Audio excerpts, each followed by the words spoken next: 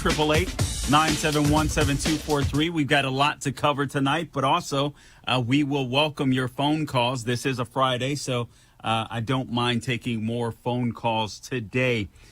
All right, let's start with this. Parents, are you courageous enough to be a parent?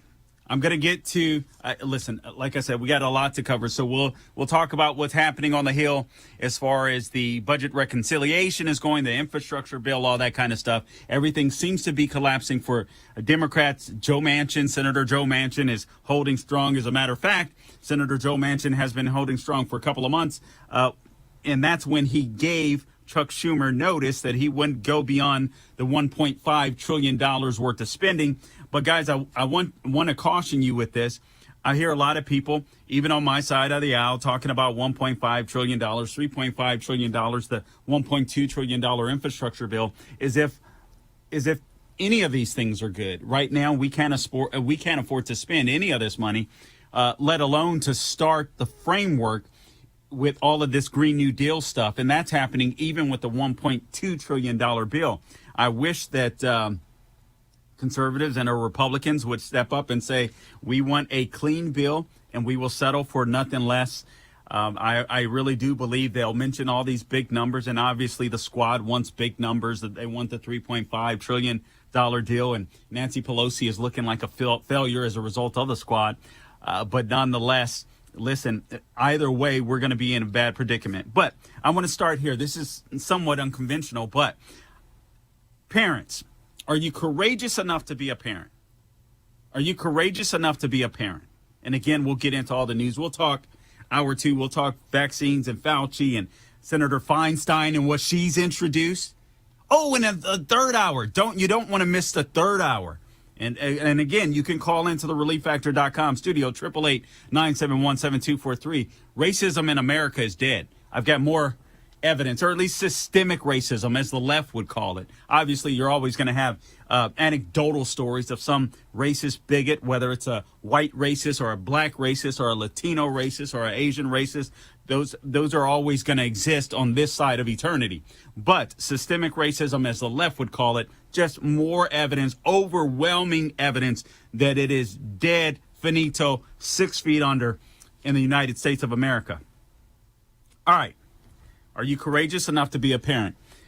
Hat tip, forgotten man. School boards asked Biden to review threats and violence as possible domestic terrorism.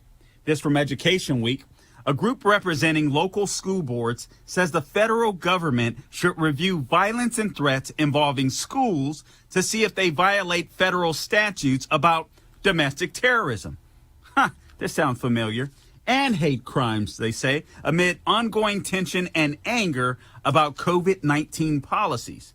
And these little snowflakes. In a Wednesday letter to Biden, the National School Boards Association says statutes like the Gun-Free School Zones Act and the USA Patriot Act, a law passed shortly after 9/11 attacks on the World Trade Center and the Pentagon, that was designed to halt terrorism, should be enforced if necessary against crimes and acts of violence targeting K-12 officials. Guys, you know where they're going with this. They're talking about you parents. They're talking about all of you parents that have the courage to stand up, to attend these school board meetings, to make your voices heard, to sit there and fight for your children's right not to have their minds morally corrupted by a lot of these little radicals, left-wing radicals teaching them. And instead, your kids should be able to go to school and just get an education. Learn to read, write, do arithmetic, learn how to get along with others. That's all they should go to school to learn. And instead, they're being brainwashed by all these leftists. And now these school boards feel so threatened. They feel so threatened that they want the federal government to step in and deem you parents domestic terrorists, as if you're perpetrating hate crimes. God forbid you play a role in your children's life. The left has gone cuckoo for Cocoa Puffs. They're telling you time and time again that they now own your children. They now own your children. These school board members, they're not used to pushback whatsoever. To continue on with this column, the school boards group, which cited several newspaper articles about angry demonstrations and at school board meetings and other incidents around the country, also told Biden that the U.S. Postal Service should intervene against cyberbullying and threatening letters that have targeted students, teachers, administrators, and others. They say these threats are actual acts of violence against our school districts, are impacting the delivery of educational services to students and families as schools attempt to address the pandemic's effects on learning. The School Boards Association stated this in their letter. The NSBA, again, that stands for the National School Boards Association, letter also cited anger about critical race theory as another factor fueling disruptions and venom towards educators. Can't have that. We cannot have that. How dare parents get upset about educators teaching their kids if they're black, they're oppressed, and if they're white, they're oppressors. How dare parents stand up for that kind of nonsense? What are you thinking, parents? What the heck? These people are nuts. These people are insane. I feel like we should just mock them every opportunity that we get. And if you can do so, take your kids out of the government school system, as we talked about briefly last night, because it's not doing much justice for them. In another bit of news here, let me see if I can get this hat tip here. I'm sorry, this is live radio. But you have, here's another story. And then I want to go to what's happening in California with Greasy Gavin Newsom. Greasy Gavin Newsom makes California the first state to mandate vaccines for 12 years old. Do I have that correct, right? For 12-year-olds. Hat tip to both Will and Sean sent me this column. But before I get there even, I do want to say this, parents, be careful. Be careful what you're putting in your kids' hands. Don't force your kids to grow up too quickly. Don't be afraid to be a parent. Don't be afraid to, I don't care what other parents do. I don't care what other children have. Don't try to be your parent's friend. That's not what God put you on earth to be. Be your kid's parent. One day they'll appreciate it. They may dislike you now. They may not like everything you do. But you teach kids to respect you. You teach kids to expect the rule of law. You teach kids to respect others and elders. And I think they'll do okay in life. You teach kids to love God, to love people. Hat tip, this is from the Blaze. Family says their 10-year-old boy died from attempting a dangerous TikTok challenge. You guys heard about this? A family is grieving the loss of a 10-year-old boy. They say loved to make videos for the TikTok social media app, but died attempting to perform a dangerous challenge in the popular app. The family of 10-year-old Robert Craig in Floyd County, Georgia, warned other parents to monitor their social media use after he was found by his sister, hanging from a tree in their front yard. His 12-year-old sister said, "I walked outside, I saw his tablet, and I saw him hanging from the tree. I ran over and got him down. I called 911, and I tried to do CPR on him." Can you imagine how that's going to impact that little girl for the rest of her life? The boy later died at a hospital. The family said Robert was born with only one eye. The boy was born with only one eye. I'm sorry, I just lost my place on this. And basically, he had gotten teased at school, but they don't believe that had anything to do with it. He was still a good, warm-hearted kid, but he loved watching TikTok videos, and he loved, just emulating the challenges that he saw in the TikTok videos. Parents, a 10-year-old does not need to have, I don't care, an iPad, an iPhone. They don't need it. They don't need it. Please don't do that. We'll be back.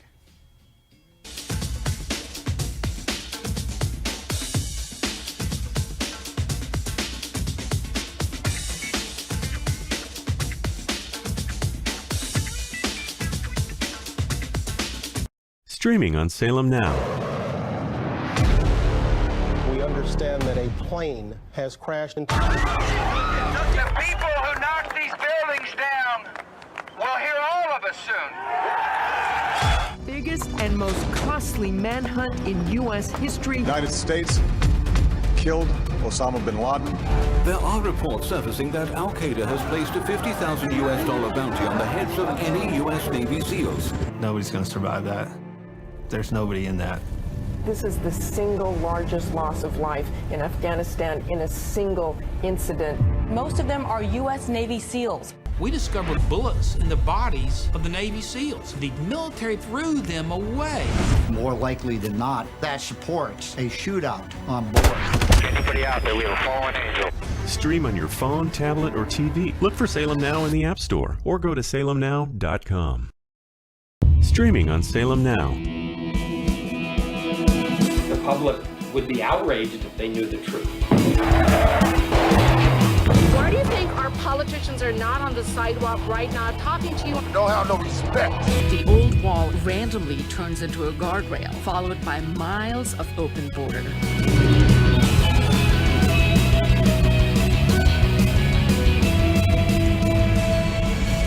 Human trafficking. That journey is extremely dangerous. The 7-year-old girl died in the desert. From the country of India. A great pillar of the community was killed by a man who had been deported at least twice. This little urn contains the ashes of my son. His dreams cut short forever. We're so worried about other countries' problems, and we don't even focus on our own. Look for Salem Now in the App Store or go to salemnow.com. Streaming on Salem Now. Out of your mind if you think this family can pick you up every time you fall. Every time I take one step forward, seems like I fall. Boy, Dylan Wright came in this morning. He wants to fight you. Never say die, gonna give it all. This is your opportunity to get back on your feet. This is my time. Won't quit, I'll just be. You gotta know who it is you're fighting for. That's the fight, Bo. I can't believe I'm saying it, that Bo Lawson can go 10 years without a competitive fight, and here he is going toe-to-toe with the world champion. No one expected this out of him.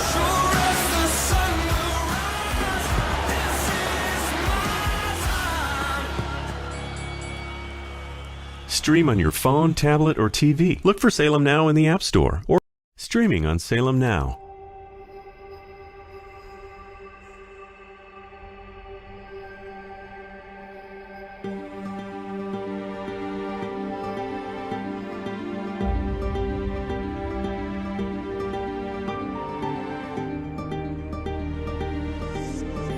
¿Cuánto queda? No queda nada. Y lo siento mucho. That's the only time you can come to Christ. When the Spirit of God calls you to the cross. Don't you hesitate. Have you ever thought of going to seminary? Madre, padre, ¿quién está listo para ser transformado por el poder de su palabra?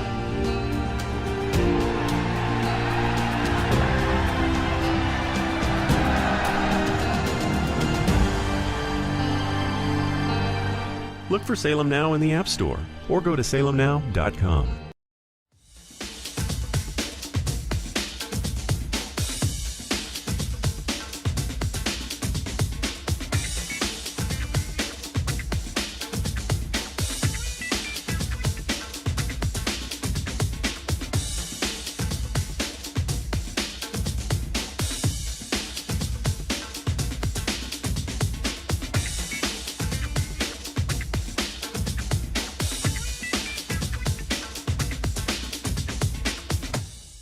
Elder Show. We're coming to you live from the ReliefFactor.com studio. The number to call in, 888-971-7243. As we head into the weekend, now would be a good time to watch Cry Macho.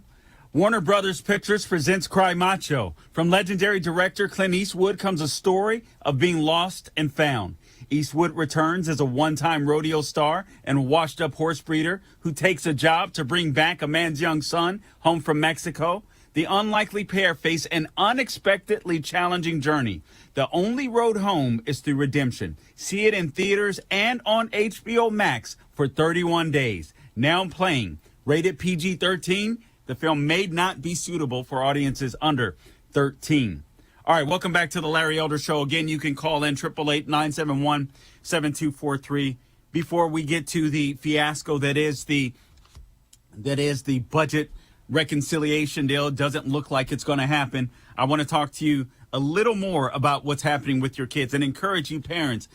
Parents, children are all that you have.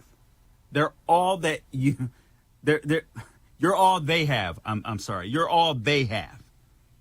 You've got to do your best to protect them. You got to do your best to encourage them, to guide them through life. They're kids. They can't make a lot of decisions for themselves. They haven't lived long. They don't have the wisdom. They don't have the experience that you have. You got to protect them. This story about this kid watching this TikTok video absolutely breaks my heart. And honestly, I mean, I know his parents and his sister, they're absolutely grieving. Again, they've encouraged people, hey, make sure you watch what your kids are watching. But I would take it a step further. And it's not to knock this family at all. But I hope this story will do a lot of good for other families. When it comes to technology and everything that your child is exposed to or can be exposed to or opened up to online, I got to be honest with you. I just don't think it's a good idea to put these tools in the hands of your children at such a young age. I mean, you know your child better than anyone else. You know when a child is a little more immature. You know when a child is a little more mature. But God forbid your child ends up like this, practicing or watching TikTok and trying to emulate what others do. He was playing this game, apparently, this dangerous game where basically they wrap something around their neck and try to black out, try to choke themselves out. And he did this he's 10 years old, right? So he tries this on a tree and he ends up hanging himself. And his 12-year-old sister has to come out and see this. She's going to remember that for the rest of her life. So parents, don't put this stuff in your children's hands. Man, play with them, read with them, talk with them, just do life with them. You don't have to, you don't have to try to be super mom or super dad. Maybe it's following you around the kitchen when you're doing chores or something. They're doing chores with you. This used to happen back in the day, when we didn't have all this technology. Parents would go out and, they worked the farm or whatever, and their kids would just do it with them. So they got to spend a lot of time together. And as a result, kids, I believe, were wiser then. That's not the case anymore. You have all these people brainwashing your kids, and it's just a dangerous world that we live in. Also, here's another story. I was talking to you about California. So, Governor Greasy Newsom announces he's going to be the first in nation, or California will be the first in nation, to require vaccines in California for their students. California will require FDA-approved COVID vaccines for eligible students statewide, a first in the nation step to fight the coronavirus. Now, this is completely asinine, but this guy feels emboldened after the recall. I told you, it is going to get miserable for you Californians. And I predict there's going to be a lot more people leaving the state. I hope a lot more Californians end up waking up, because I think we have two visuals every week in the news of what America could be. And you can look at California, and you can look at, or perhaps I should say that with the type of leaders that we have. You could look at the state of California. You could look at Governor Gavin Newsom. You can see what he's doing. You can see what the left wants. The left wants the rest of the United States to be California. And then you can look at what Governor Ron DeSantis does out here, and making sure that we, the people, have as much freedom as possible. More on this story. Any student who refuses to take the vaccine would be required to complete an independent study course at home. All eligible students ages 12 and over in the Los Angeles Unified School District are already required to get vaccinated against COVID-19 to attend in-person classes. It's my understanding, you guys correct me if I'm wrong, Sean, but it's my understanding that the teachers' unions are not mandated to get the vaccine, but the students are. I mean, I don't know if that's correct, but I from what I understand, that is correct. If I'm wrong, feel free to call in and let me know. 888-971-7243, the number to call into the ReliefFactor.com studio. The requirement will be implemented at the start of the first school term after the vaccine receives full approval from the U.S. FDA for use on children's ages 12 and 12 and older. Newsom said if the federal government grants final approval in January, then the mandate will take effect in July. The state already requires. Okay, so in August, it is required for all school staff. Okay. The state, thank you. The state already requires that students are vaccinated against viruses that cause measles, mumps, and rubella. There's no reason why we wouldn't do the same for COVID-19. Yes, there is. Yes, there is. COVID-19 does not have the same death rate as a measles, mumps, or rubella. This is so insane. It's a coronavirus. It's like this thing is endemic. It's here to stay. This is totally asinine, and they know it. They know it. Even Gavin Newsom. I mean, the guy isn't bright, but I guarantee you he knows that. Newsom went on to say today's measure, just like our first in the nation school masking and staff vaccination requirements, is about protecting our children and school staff and keeping them in the classroom from a disease, protecting them from a disease in which they have literally, if they're 12 years and younger, almost a 0% chance of dying of. Those are the stats. So he's protecting children that have nearly a 0% chance of dying. Now, I'm not trying to minimize it. I know for the couple hundred out of several millions of children that'll die, it's horrible for that parent. But is it so horrible where you force children to get a vaccine, force parents to make that decision? If I'm a parent and I can find a way to take my kid out of school, I'm taking my kid out of school. My kid can do on-school lessons. If I'm home, if I can be home, or I can monitor the kid somehow throughout the day. You know what? They're not teaching your kid anything except to be a social justice warrior anyway. I mean, according to the stats that I read last night, what is the math proficiency for schools in LA is about 25% or so, reading about 37% or thereabouts. Please, they'll be smarter staying home.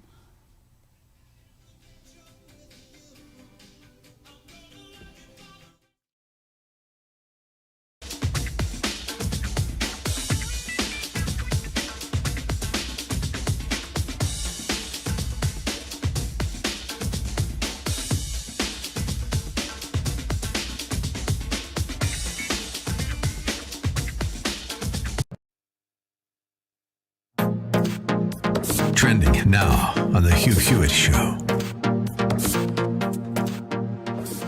Yesterday, that not one Republican would support the budget that's coming over with a debt hike attached. They will not support a debt hike relief standing alone. Is that your position? Absolutely. Democrats have the White House, the House, and the Senate. They don't want any of our involvement with all their radical spending, which we shouldn't be. And so if they want to raise the debt ceiling, they want to do it on their own. You know why? They've been very clear. They don't want to do the debt ceiling on their own because they know it's toxic. They say, we want you to be part of our what we're doing here. You know, their budget in this deal, the $3.5, which is really $5.5 trillion, will take our debt to $45 trillion. Now let's look at what's happening in families right now with inflation. It's hurting our poorest families. It's hurting our families on fixed income. And the Democrats are causing all this with their spending, and they don't want to be responsible for it. They are responsible for what's going on. And so do you think you'll keep, for example, you've got to get Senator Murkowski reelected, and I hope you do. I think she's a good, solid vote on 99% of the stuff that we vote on. Will she and any other Republican think about bolting and voting for it? Because it will hurt them. It will really hurt them if they vote for any Democratic package. I don't think any of them are going to vote for it. We have a clean continuing resolution that McConnell and Richard Shelby put together that will deal with. We're not going to do the debt ceiling. That's the Democratic responsibility. We'll keep the government open. We will help with the Afghan refugees, and we'll also help with the disaster relief for Louisiana. So ours is clean, all right? But the Democrats don't want to do it. I don't know if we'll even get a vote on it. So the Democrats might shut down government. I don't think they will, but they could decide to just shut down government. Keep up with what's trending. Subscribe on YouTube and at rumble.com. Trending now on the Mike Gallagher Show. I also have a view that the withdrawal of those forces would lead inevitably to the collapse of the Afghan military forces and eventually the Afghan government. Well, you were right. And it took 11 days for the Taliban to take over Afghanistan. Have you seen some of the images coming out of Afghanistan, by the way? They're real pleasant. Bodies being hung from overpasses, people being executed in the street, an Afghan soldier led out into the street and just shot dead. The Taliban walking around with these giant whips and they're hitting women over the backs. Here's Secretary Austin also contradicting Biden and exposing Joe Biden for the bald-faced lie, the bald-faced lie he told the American people. It's a simple question, Secretary Austin. He said no senior military leader advised him to leave a small troop presence behind. Is that true or not? Did these officer and General Miller's recommendations get to the president personally? Their input was received by the president and considered by the president for sure. In terms of what they specifically recommended, Senator, as they just said, they're not going to provide what they recommended in confidence. What a crap storm. What a crap show. Senator Josh Hawley put it best. Thank goodness for people like Josh Hawley and Marsha Blackburn and Dan Sullivan. The Republicans were certainly on fire yesterday in holding these failed commanders to have some sort of at least a public accountability. Keep up with what's trending. Subscribe on YouTube and at rumble.com.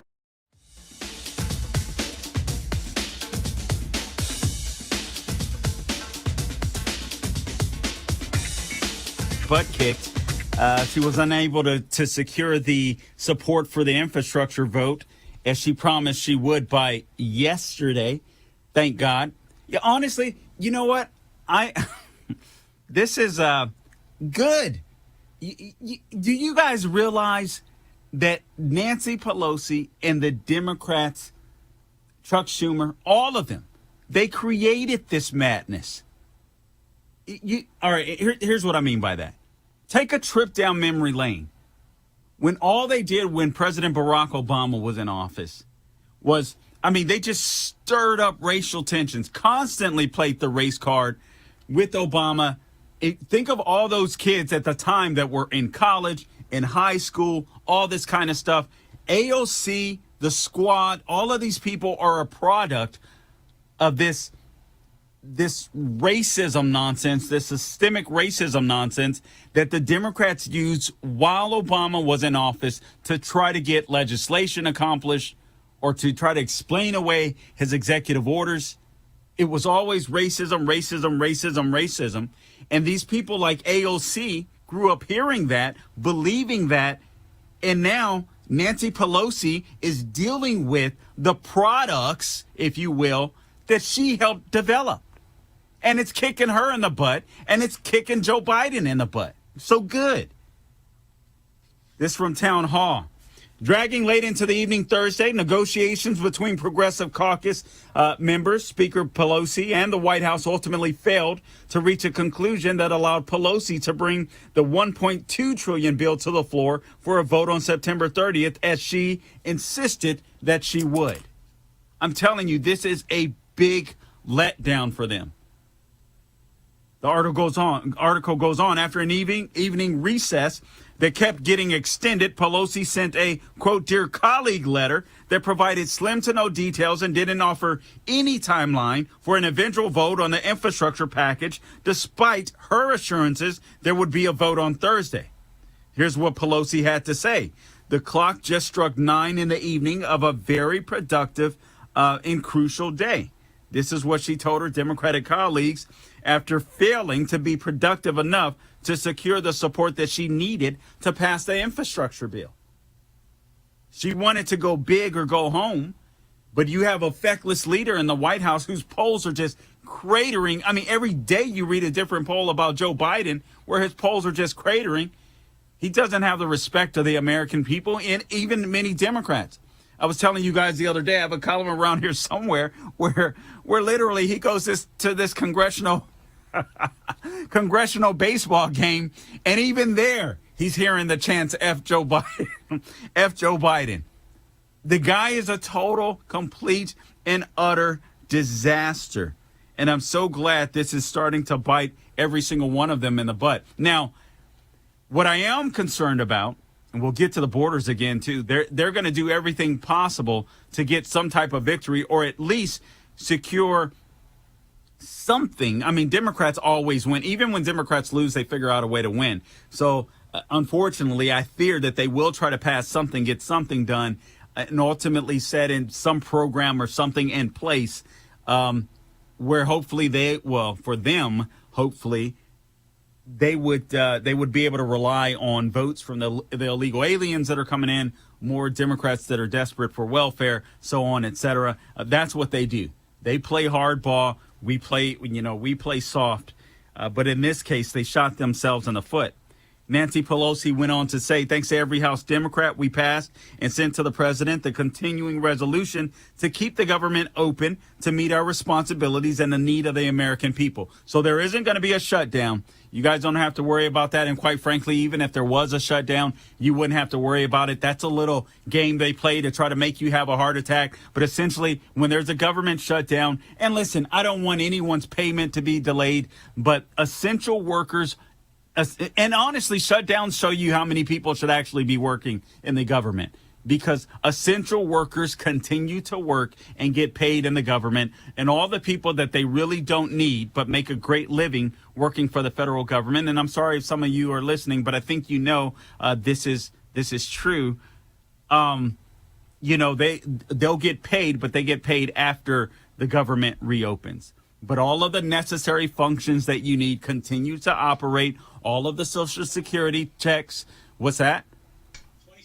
Oh, all of the Social Security checks, all that stuff continues to go out. But this is a major defeat, at least for now, for the Biden administration. This is a major defeat, at least for now, for Nancy Pelosi. And this really does hurt their chances going forward in 2022. And all I have to say is, hallelujah! We'll be back.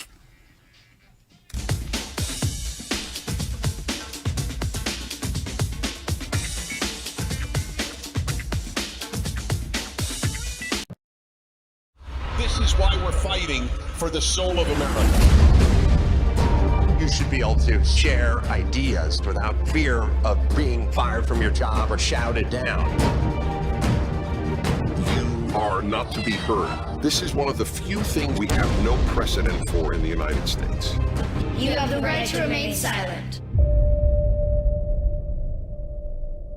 Look for Salem Now in the App Store or go to salemnow.com. Man, I miss my father, and I want him to be here with me, but he's not. We all had something in common. A lot of us were miserable. We had no fathers in our lives. This is how I began the life of crime.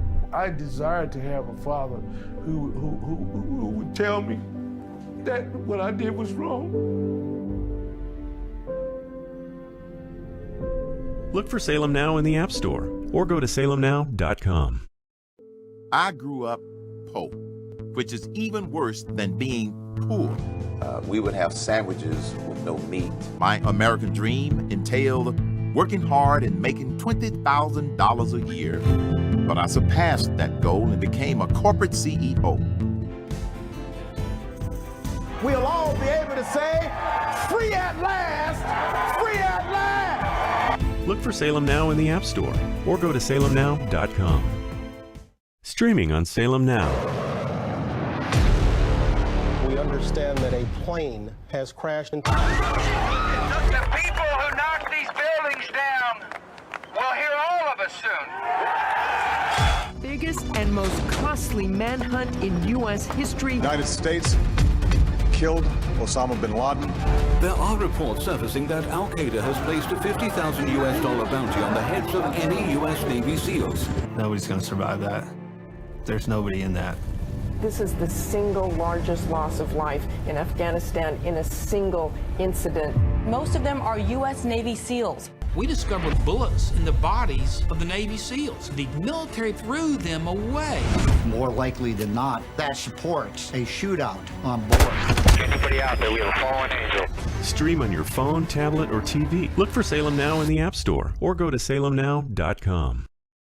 Streaming on Salem Now. This is a story of how 1 million children were placed with local foster families through an unlikely alliance between the Chinese government and a British footballer. Parents from all walks of life share their stories of overcoming the one-child policy by taking in orphans. With unprecedented access across the country, this is a unique insight into the lives of the 90s orphans now driving the 21st century's fastest growing economy. This story needs to be told across the world. At a time where there's so much negativity and cynicism, here's proof that a single leap of faith can change the world. Look for Salem Now in the App Store or go to salemnow.com. The Democratic Party somehow has convinced black people that they're the good guys. Never mind the skanky history of the Democratic Party. That was a party of slavery. They're racist, racist, racist. Everything's racist. Look for Salem Now in the App Store or go to salemnow.com.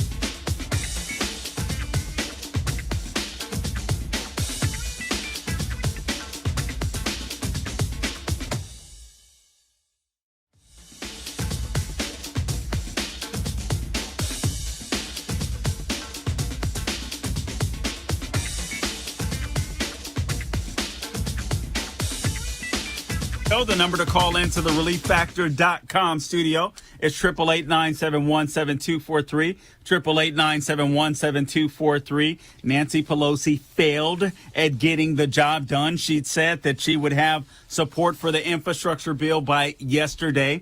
It didn't happen. And yes, I'm happy about it. Listen, these people are literally trying to destroy the country. They are driving inflation up. I'm going to talk to you about some inflation numbers here shortly. And inflation is a tax on all Americans. Obviously, the rich and wealthy won't feel it as much. But if you're middle class and if you're poor, especially, when the left just says the rich need to pay their fair share, that's a complete and utter lie. I read through a column the other day from Daily Wire that showed how people making as little as 40, or families even making as little as 40 to 50,000 a year are going to be taxed up to yin yang in this bill that Nancy Pelosi and the Democrats were trying to get passed. And who knows what might happen in the future. But beyond that, they're already taxing you now. They're taxing you with inflation. When Joe Biden and the Democrats decided to spend all of this unnecessary money this year, instead of allowing people to go back to work, well, you just continue to pump out money. So all of these people have money. No one has to go to work. We have a supply chain shortage because we don't have enough workers to offload cargo from our ports in California. It's insane. It's nuts. And as a result, everyone's paying more. And we're no longer energy independent, so we're paying more at the pump. I have a work truck that I use, and a year ago I was paying, listen, I'll just put it this way.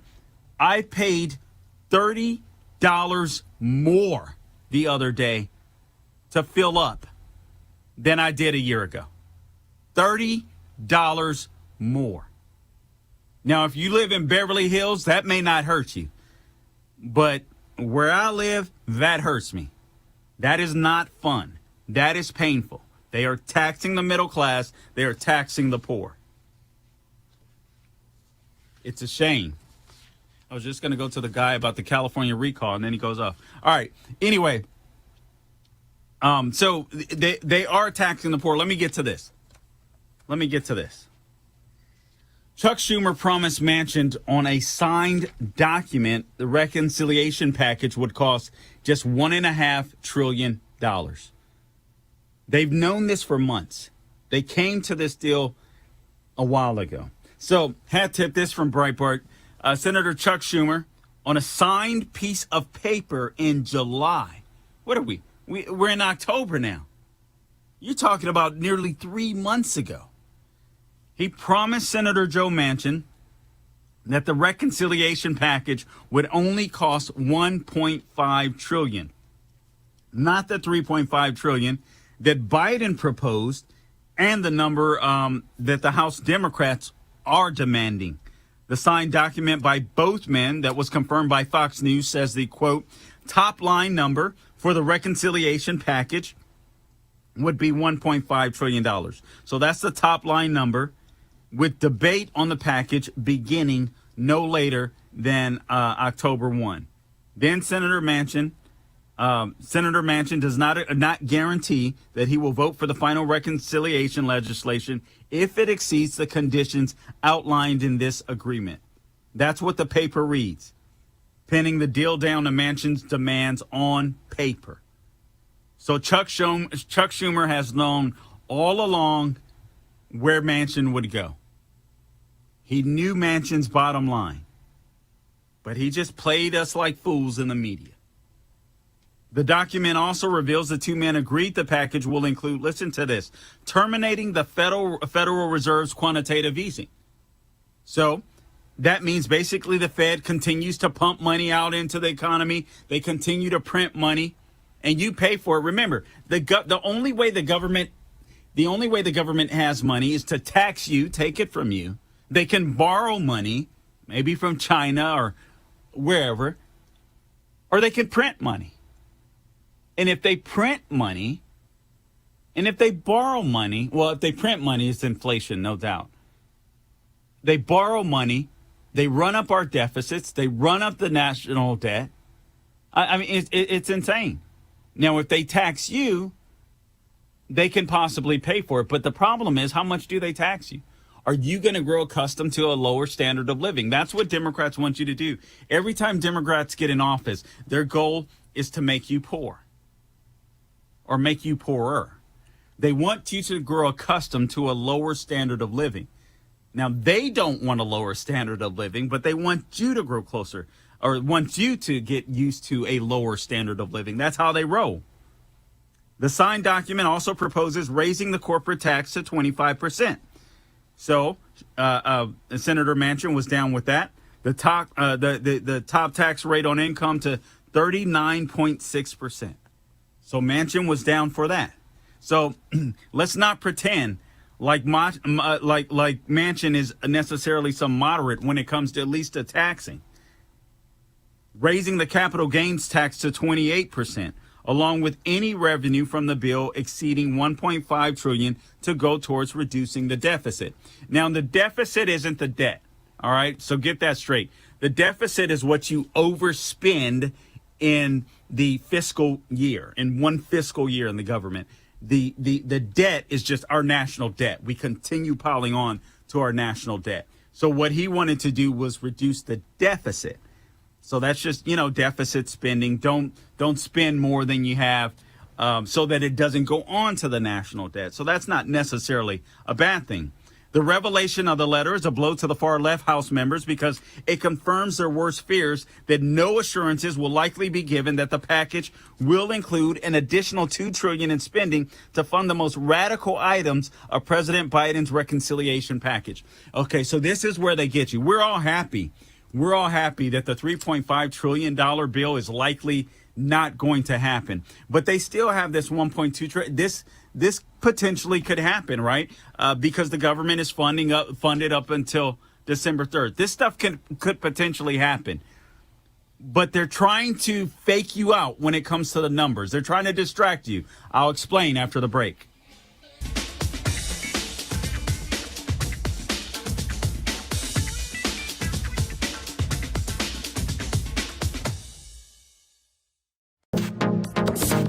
Trending now on the Dennis Prager Show.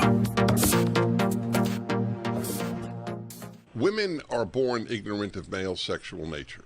It's not their fault. We're so different from women. There's no fault here. But it is the fault of a society that doesn't teach them that. And society always did, but not since the 60s. because they wanted to believe men and women are basically the same. So I'm curious, are you a religious home? Yes, we are religious. Right. So here's my theory. Religious Americans are less naive than secular Americans. I like that theory. I concur because we speak of evil. That's right. And we speak of wrongdoing. Yes. Exactly right. You're a joy. You're in Fort Worth. I don't blame you. I hope we meet one day. And your husband should give me a couple of cigars. There's no question about that. Isn't it interesting, folks? Do you know who probably the most ignorant women in America are about men? Women who get PhDs in the social sciences. I would say that a woman who got a PhD in gender studies or in sociology or anthropology knows less about men than a high school dropout from a Christian home. And they're the people teaching your kids. Keep up with what's trending. Subscribe on YouTube today. This is why we're fighting for the soul of America. You should be able to share ideas without fear of being fired from your job or shouted down. You are not to be heard. This is one of the few things we have no precedent for in the United States. You have the right to remain silent. Look for Salem Now in the App Store or go to salemnow.com. Man, I miss my father, and I want him to be here with me, but he's not. We all had something in common. A lot of us were miserable. We had no fathers in our lives. This is how I began the life of crime. I desired to have a father who would tell me that what I did was wrong. Look for Salem Now in the App Store or go to salemnow.com.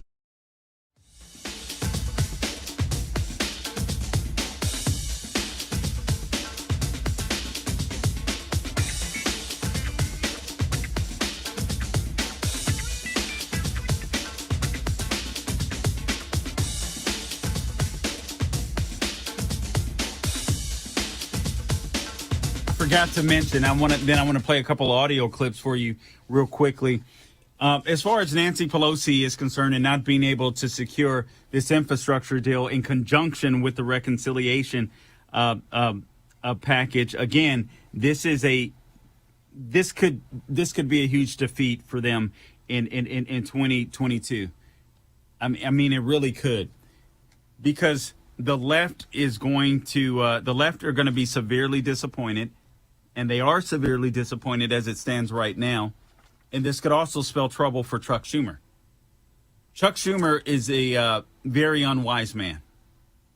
A very unwise man. Now, Chuck Schumer, if I'm not mistaken, Chuck Schumer is up for re-election next year. AOC is waiting in the wings. They're in New York. Now, all of us that have common sense was like, okay, that's a dumb swap. But Chuck Schumer has been doing some very, very silly things. And it's probably going to hurt him in the end, because he's been trying to go to the left instead of just steering the ship where it needs to go, allowing AOC to run shop. And it's going to come back and bite him in the butt. There's no doubt about it. And also, that vaccine that Gavin Newsom instated, the mandatory vaccine, the mandate or what have you, it's for all of California. So it's no longer just L.A., all these blue county cities. This is all of California. So now Gavin Newsom is telling you parents, what your children must put in their body, even though it's completely unnecessary and completely asinine, quite frankly. This is something at a young age these children should be willing to take or catch COVID-19 and get past it. But not the case with this guy. All right, let's play a couple audio clips for you before we go out on the break. Let's go to audio clip number 6. This is Joe Manchin explaining who he's always been. First of all, let me make sure. At that point in time, I was not in favor of moving on this type of a piece of legislation. I wasn't trying to be the fly in the ointment at all. I've never been a liberal in any way, shape, or the form. There's no one has ever thought I was. I've been governor, I've been state secretary of state, I've been state legislature, I've been a U.S. senator, and I have voted pretty consistently all my whole life. I don't fault any of them who believe that they're much more progressive and much more liberal. God bless them. And all they need to do is we have to elect more, I guess, for them to get theirs, elect more liberals. But I'm not asking them to change. I'm willing to come from 0 to 1.5. All right. So there he was, willing to come from 0 to $1.5 trillion, he says. Chuck Schumer has known this all along. Here's what Chuck Schumer was trying to do, and I think it's going to bite him in the butt. Obviously, he was trying to distract from Biden's bigger issues, the border crisis, Afghanistan, and AOC. I think he was trying to dupe AOC, and it didn't work. We'll have more on this on the other side. This is Carl Jackson in for Larry Elder. We'll be back.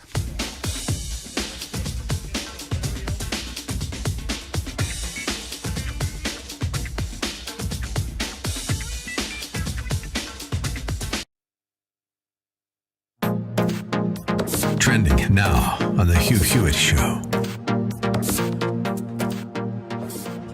Today that not one Republican would support the budget that's coming over with a debt hike attached. They will not support a debt hike relief standing alone. Is that your position? Absolutely.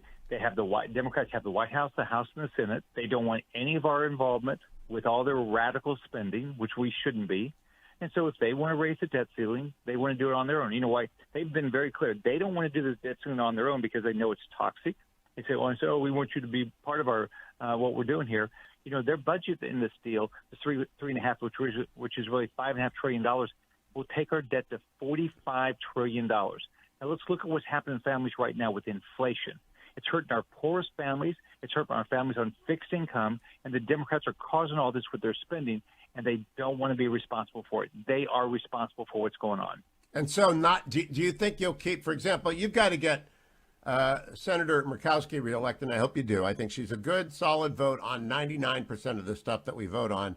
Will she and any other Republican think about bolting and voting for it? Because it will hurt them. It will really hurt them if they vote for any Democratic. I don't think any are going to vote for it. We have a clean continuing resolution that McConnell and Richard Shelby put together that will deal. We're not going to do the debt ceiling. That's the Democratic responsibility. We'll keep the government open. We will help with the Afghan refugees, and we'll also help with the disaster relief for Louisiana. So ours is clean, all right. But the Democrats don't want to do it. I don't know if we'll even get a vote on it. So the Democrats might shut down government. I don't think they will, but they could decide to shut down government. Keep up with what's trending. Subscribe on YouTube and at rumble.com. Trending now on The Mike Gallagher Show. I also have a view that the withdrawal of those forces would lead inevitably to the collapse of the Afghan military forces and eventually the Afghan government. Well, you were right, and it took 11 days for the Taliban to take over Afghanistan. Have you seen some of the images coming out of Afghanistan, by the way? They're real pleasant. Bodies being hung from overpasses, people being executed in the street, an Afghan soldier led out into the street and just shot dead. The Taliban walking around with these giant whips and they're hitting women over the backs. Here's Secretary Austin also contradicting Biden and exposing Joe Biden for the bald-faced lie, the bald-faced lie he told the American people. It's a simple question, Secretary Austin. He said no senior military leader advised him to leave a small troop presence behind. Is that true or not? Did these officer and General Miller's recommendations get to the president personally? Their input was received by the president and considered by the president for sure. In terms of what they specifically recommended, Senator, as they just said, they're not going to provide what they recommended in confidence. What a crap storm. What a crap show. Senator Josh Hawley put it best. Thank goodness for people like Josh Hawley and Marsha Blackburn and Dan Sullivan, the Republicans were certainly on fire yesterday in holding these failed commanders to have some sort of at least a public accountability. Keep up with what's trending. Subscribe on YouTube and at rumble.com. Trending now on America First with Sebastian Gorka. Mr. President, the lying legacy media is supporting the Biden administration narrative that this is your plan, this is what you would have done. It is clear you've just communicated you had a conditions-based withdrawal plan. You would have kept Bagram. What would you be doing right now if you were the commander-in-chief? If one U.S. citizen were hurt in Afghanistan, what would your response be, and how would you use our special forces? Well, we're in a much worse position right now than we were. When I had it, it was absolutely, we had it so locked down, we would have been able to leave so easily. And so, I mean, it would have just been a beautiful process. And then the only question was probably you bomb the bases, because why should we give those bases to others? So we would bomb the hell out of the bases, the various bases, other than Bagram, which we would have kept. But if you think about it, how can it be worse? So now it's a much more difficult position because they have thousands of hostages, American hostages. You know, Jimmy Carter had a small number of hostages. Now they have thousands of American hostages, so it's much different. I would absolutely have a plan, but I don't want to say what the plan is because I think it would be inappropriate. But the idea that you would be taking orders from the Taliban like Joe Biden is? Ridiculous, because I dealt with Abdul and everybody else, and we were totally in charge. And they would have never come in. They wouldn't have even tried to come into Kabul, even though Ghani, I always said he's a crook, 100% crooked, a bad leader, but a crooked guy. And he had the United States Senate wrapped around his finger. That was his only strength. Keep up with what's trending. Subscribe today at rumble.com. Streaming on Salem Now. We understand that a plane has crashed into... The people who knocked these buildings down will hear all of us soon. Biggest and most costly manhunt in U.S. history. United States killed Osama bin Laden. There are reports surfacing that Al-Qaeda has placed a $50,000 US bounty on the heads of any U.S. Navy SEALs. Nobody's going to survive that. There's nobody in that. This is the single largest loss of life in Afghanistan in a single incident. Most of them are U.S. Navy SEALs. We discovered bullets in the bodies of the Navy SEAls. The military threw them away. More likely than not, that supports a shootout on board. Anybody out there, we have a fallen angel. Stream on your phone, tablet, or TV. Look for Salem Now in the App Store or go to salemnow.com.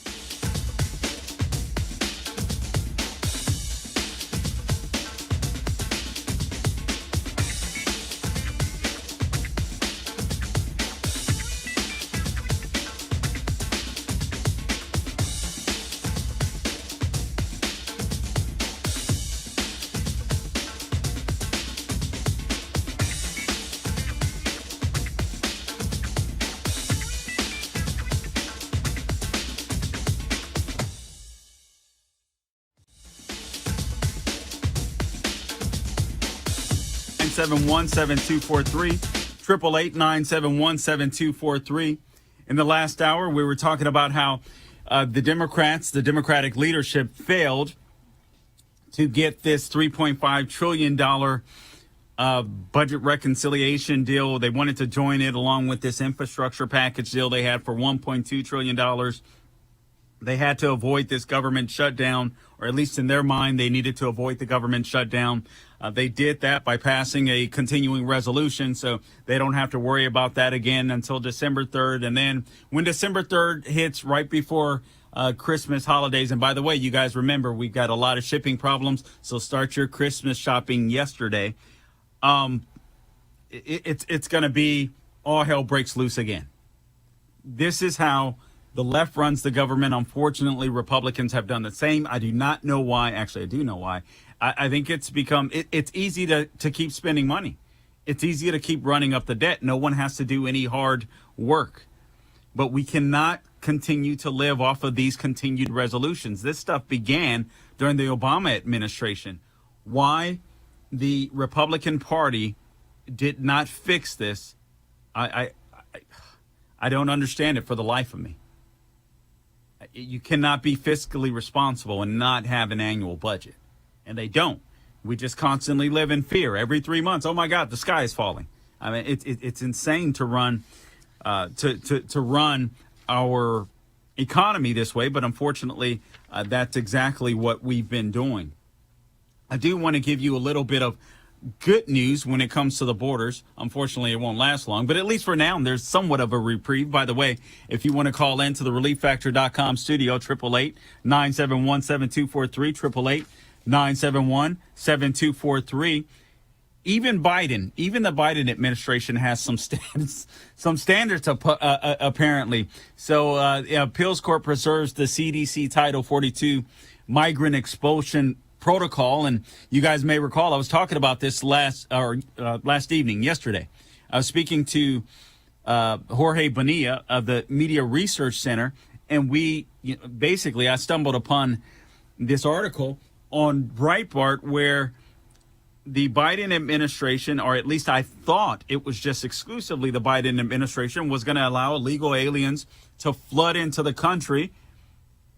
I mean, just release them into release all migrant families anyway, family units and migrants, period, into the country, even those that may have been sick with COVID-19 or something else. Normally, under the Title 42 coronavirus protection protocol that Trump implemented, whether it's coronavirus, whether it's another contagious type of sickness, these people would have to be repatriated immediately. Well, this judge stepped in, Judge Emmett Sullivan, the same judge that had this beef against Trump and literally drug General Michael Flynn through hell. He injected himself into the situation and basically said, no, you can't do it. You can't do that. Well, thank God the appeals court preserved the CDC Title 42 migrant expulsion protocol. Hat tip Breitbart. The United States Circuit Court of Appeals for the D.C. granted the Biden administration a stay against the lower court's injunction requiring the federal government to stop using the Title 42 COVID protection protocol. The Title 42 coronavirus protection protocol allows officials to expel migrant family units from the country. The D.C. Court of Appeals issued the stay hours before the Border Patrol was set to begin releasing all migrant family unit migrants with a child into the U.S.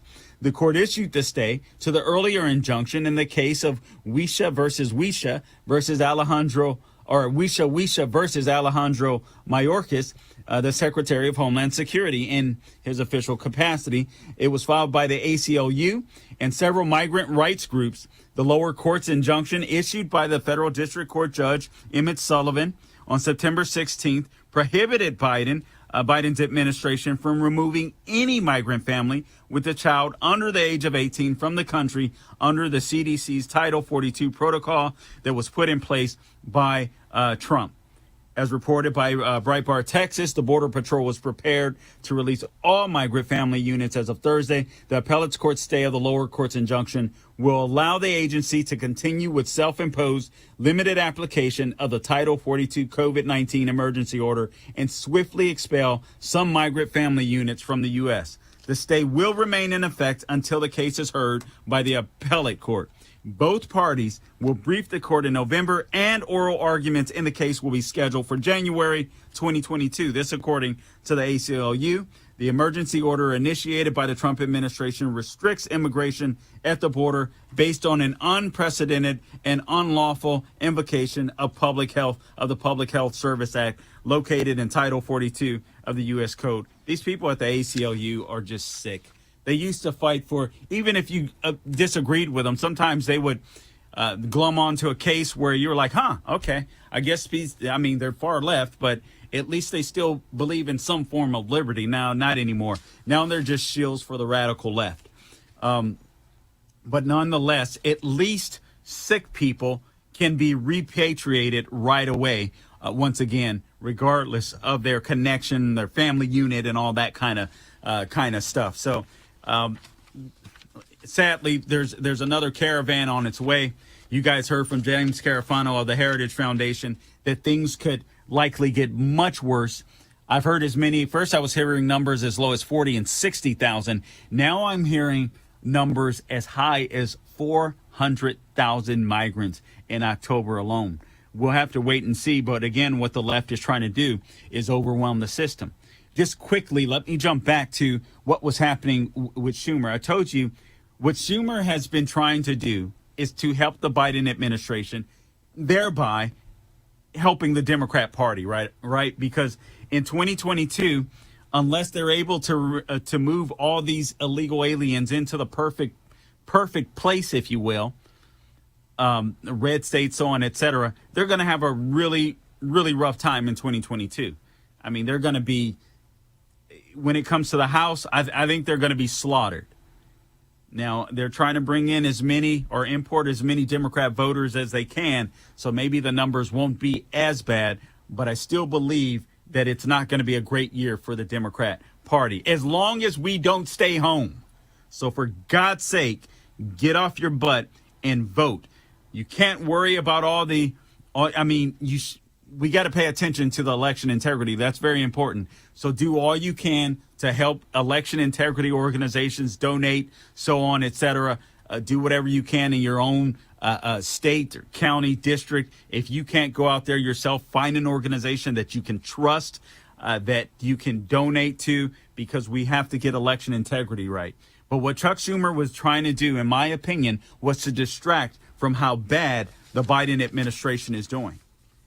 Whether it's Afghanistan, whether it's the economy, whether it's the borders, he knew all along Joe Manchin's limit, Senator Joe Manchin's limit. Yet he tried to pretend, he tried to play the role, pretend like he didn't. But I also think he was trying to protect himself from AOC. I mean, obviously, he already had Joe Manchin's number. Perhaps they thought some Republican would sign on, but that's highly unlikely. So I think he was trying to dupe AOC, and I think it worked in a sense, based upon she's mad at Joe Manchin and not Schumer, who knew all along where Joe Manchin stood. I think Schumer is terrified of AOC, and I believe he's terrified, and as well as Pelosi. I'm telling you, the squad run the shop right now, and Democrats don't have anyone to blame but themselves. They're the ones that produce these little social justice warriors. Now these social justice warriors are destroying the Democrat Party. We'll be back in a few.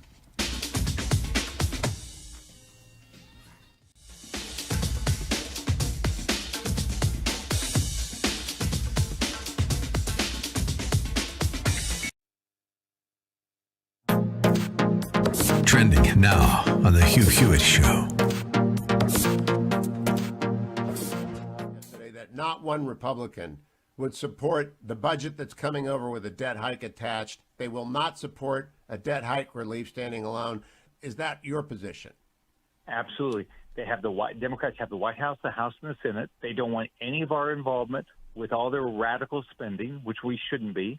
And so if they want to raise the debt ceiling, they want to do it on their own. You know why? They've been very clear. They don't want to do the debt ceiling on their own because they know it's toxic. They say, well, we want you to be part of our what we're doing here. You know, their budget in this deal, the $3.5, which is really $5.5 trillion, will take our debt to $45 trillion. Now let's look at what's happening in families right now with inflation. It's hurting our poorest families. It's hurting our families on fixed income. And the Democrats are causing all this with their spending, and they don't want to be responsible for it. They are responsible for what's going on.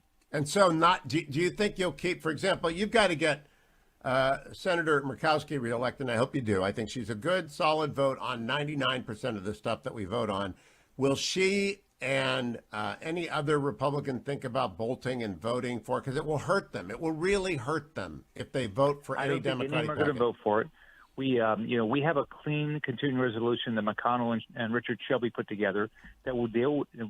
We're not going to do the debt ceiling. That's the Democratic responsibility. We'll keep the government open.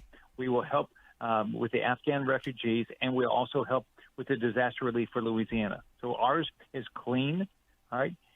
But the Democrats don't want to do it. I don't know if we'll even get a vote on it. So the Democrats might shut down government. I don't think they will, but they could decide to shut down government. Keep up with what's trending. Subscribe on YouTube and at rumble.com. Trending now on The Mike Gallagher Show. I also have a view that the withdrawal of those forces would lead inevitably to the collapse of the Afghan military forces and eventually the Afghan government. Well, you were right, and it took 11 days for the Taliban to take over Afghanistan. Have you seen some of the images coming out of Afghanistan, by the way? They're real pleasant. Bodies being hung from overpasses, people being executed in the street, an Afghan soldier led out into the street and just shot dead. The Taliban walking around with these giant whips and they're hitting women over the backs. Here's Secretary Austin also contradicting Biden and exposing Joe Biden for the bald-faced lie, the bald-faced lie he told the American people. It's a simple question, Secretary Austin. He said no senior military leader advised him to leave a small troop presence behind. Is that true or not? Did these officer and General Miller's recommendations get to the president personally? Their input was received by the president and considered by the president for sure. In terms of what they specifically recommended, Senator, as they just said, they're not going to provide what they recommended in confidence. What a crap storm. What a crap show. Senator Josh Hawley put it best. Thank goodness for people like Josh Hawley and Marsha Blackburn and Dan Sullivan. The Republicans were certainly on fire yesterday in holding these failed commanders to have some sort of at least a public accountability. Keep up with what's trending. Subscribe on YouTube and at rumble.com.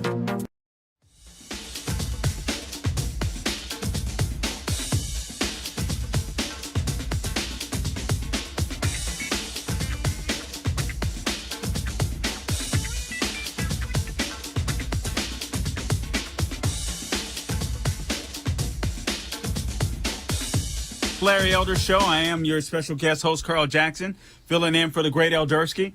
The number to call in to the ReliefFactor.com studio is 888-971-7243, 888-971-7243. And again, we're going to get into the latest Fauci madness, and Feinstein is introducing a bill to require vaccinations or negative tests to fly domestically. Here they go, folks. They're going for the clampdown.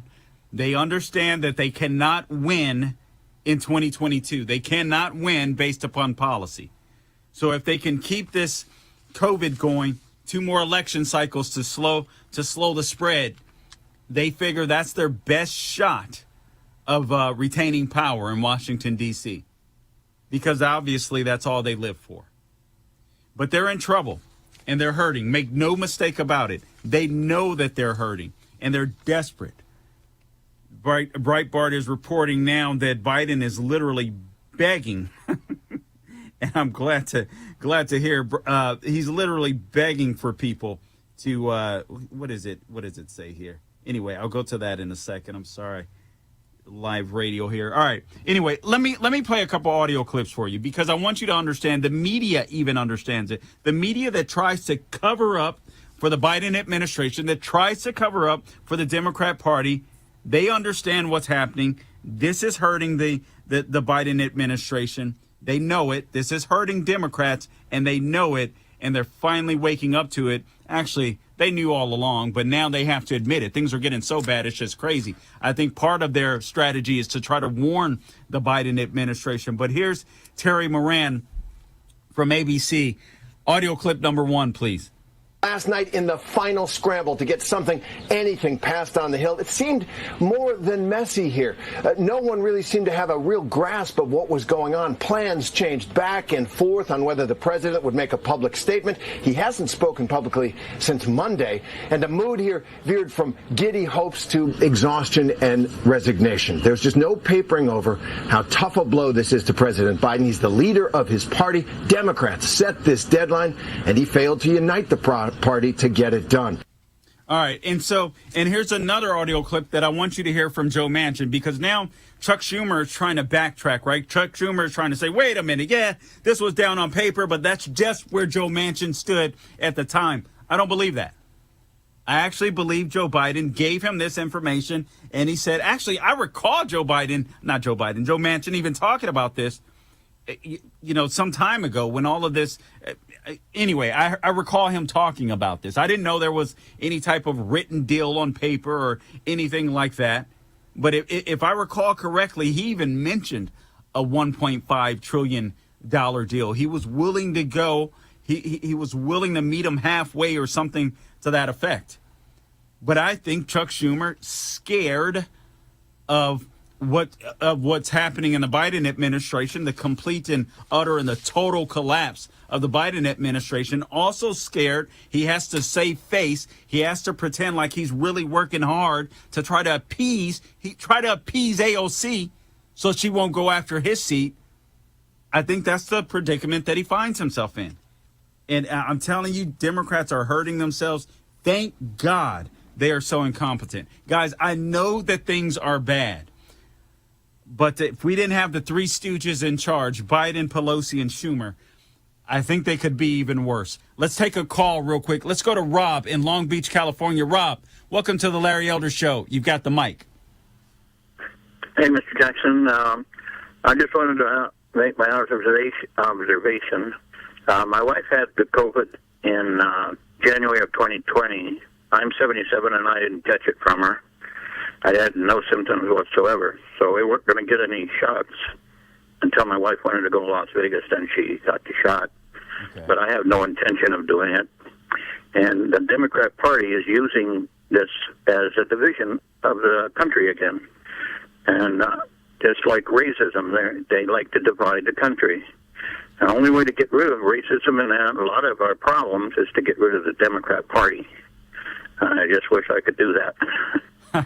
You and me both, Rob. You and me both. Listen, I appreciate you being out there. Appreciate you listening to the show.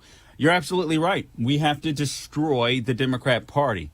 And not, obviously, I'm not talking about violence or anything like that. I'm not, I'm not a member of Uncle BLM. So I'm not talking about, violence or burning down buildings or any of that type of nonsense and destroying the black community. We'll get into Uncle BLM in the next hour as well. I'm telling you that racism is dying. Racism is dead. The whole notion of systemic racism, I'll take you through a bunch of stories where it's just like, come on, man, seriously? Is this all you've got? It's completely insane. It's completely crazy, but it's exactly where we're at. How much time? We have a couple of minutes left in the segment. All right, so Seal, I want to play another audio clip for you because there's a big drop in consumer confidence when it comes to Biden's presidency. All of this stuff is playing into what Schumer was trying to do. I'm telling you, all of this nonsense, distract from Afghanistan. We now know, we figured this all along, right? But now Secretary of Defense Lloyd Austin, Joint Chiefs of Staff Mark Milley, Central Command General McKenzie all confirmed that Biden lied to the American people. They all recommended that he keep 2,500 troops on the ground in Afghanistan, make sure they got everybody out, all of our SIVs, all of our Americans before our troops left. Biden claimed to George Stephanopoulos that wasn't true, at least what he could recall. The guy just lied. So they want to distract from all of this, Afghanistan especially, the borders as well. And so this is the game they're playing. Let's go to audio clip number 8. I want you to hear this because Democrats know media is starting to realize they're in trouble. No question. And the president's slumping poll numbers over the summer because COVID is up, because views of the Afghanistan withdrawal hurt his approval rating. His numbers are down anyway. You mentioned polling. This is a gauge I've used for years to look at public opinion out there. It's not polling. It's the University of Michigan Consumer Sentiment Survey. In April, it was 88.3. Americans were feeling pretty good about the direction. Early in the Biden administration, they thought COVID was getting better. They thought the economy was getting better. You look at this number now, 70.3 from April to August. That's a big drop. Number two, that number, if it's below 80, the incumbent party needs to worry. If it gets below 70, it was 68 in 2010. The Democratic first midterm of the Obama presidency, they lost 63 seats. So if you're the Democrats, you're looking at these numbers. This is not just your policy future. This is your political future. Yeah, this is absolutely their political future, and I'm glad that the Democrats in media, their allies in the media, are beginning to finally report news. They're finally starting to speak truth. The Democrat Party is in trouble. There's more and more. Fauci, there's more headlines I want to get to. Fauci is pressed if he should step aside as an impediment to public health. People won't listen to you. I believe our own Hugh Hewitt gave that interview. Rand Paul calls out HHS Secretary for unseemly and un-American behavior. We also have some audio clips with that coming up. The Biden administration is in free fall. Republicans step out the way and watch them crash and burn. Don't do anything to help this administration, for God's sakes. This is Carl Jackson in for Larry Elder. We'll be back on the other side with more of your calls as well.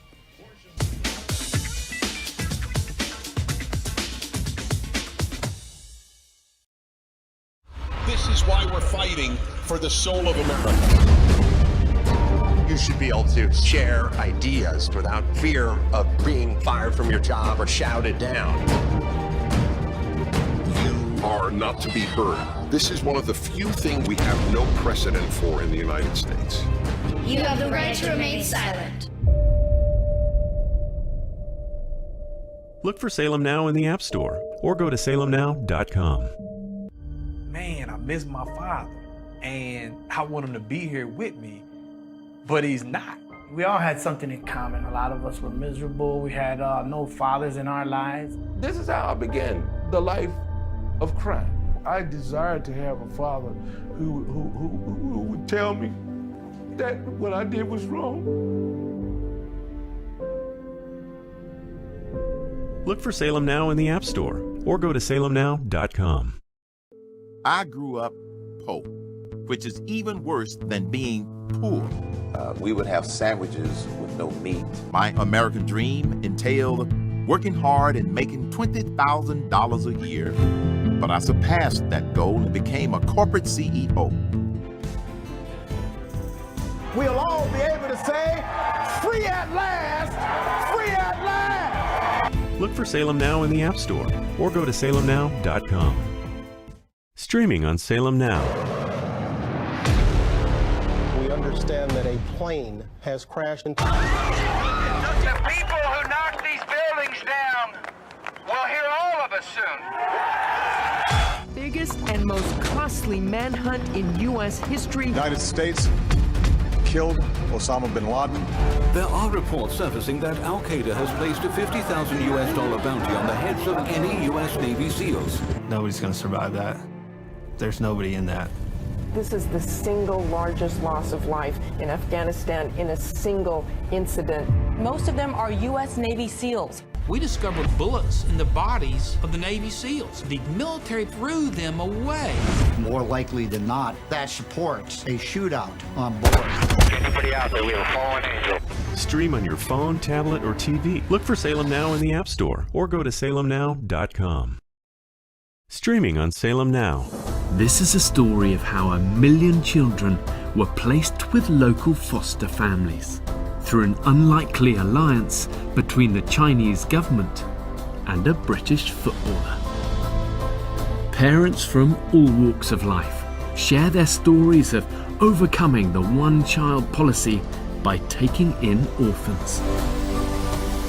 With unprecedented access across the country, this is a unique insight into the lives of the 90s orphans now driving the 21st century's fastest growing economy.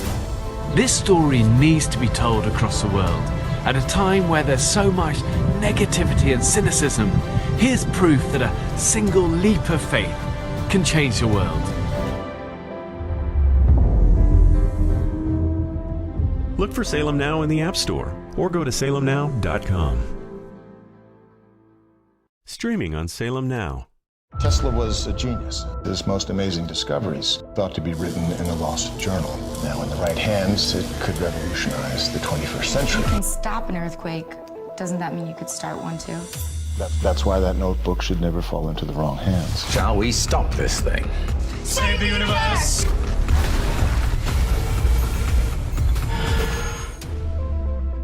Look for Salem Now in the App Store or go to salemnow.com.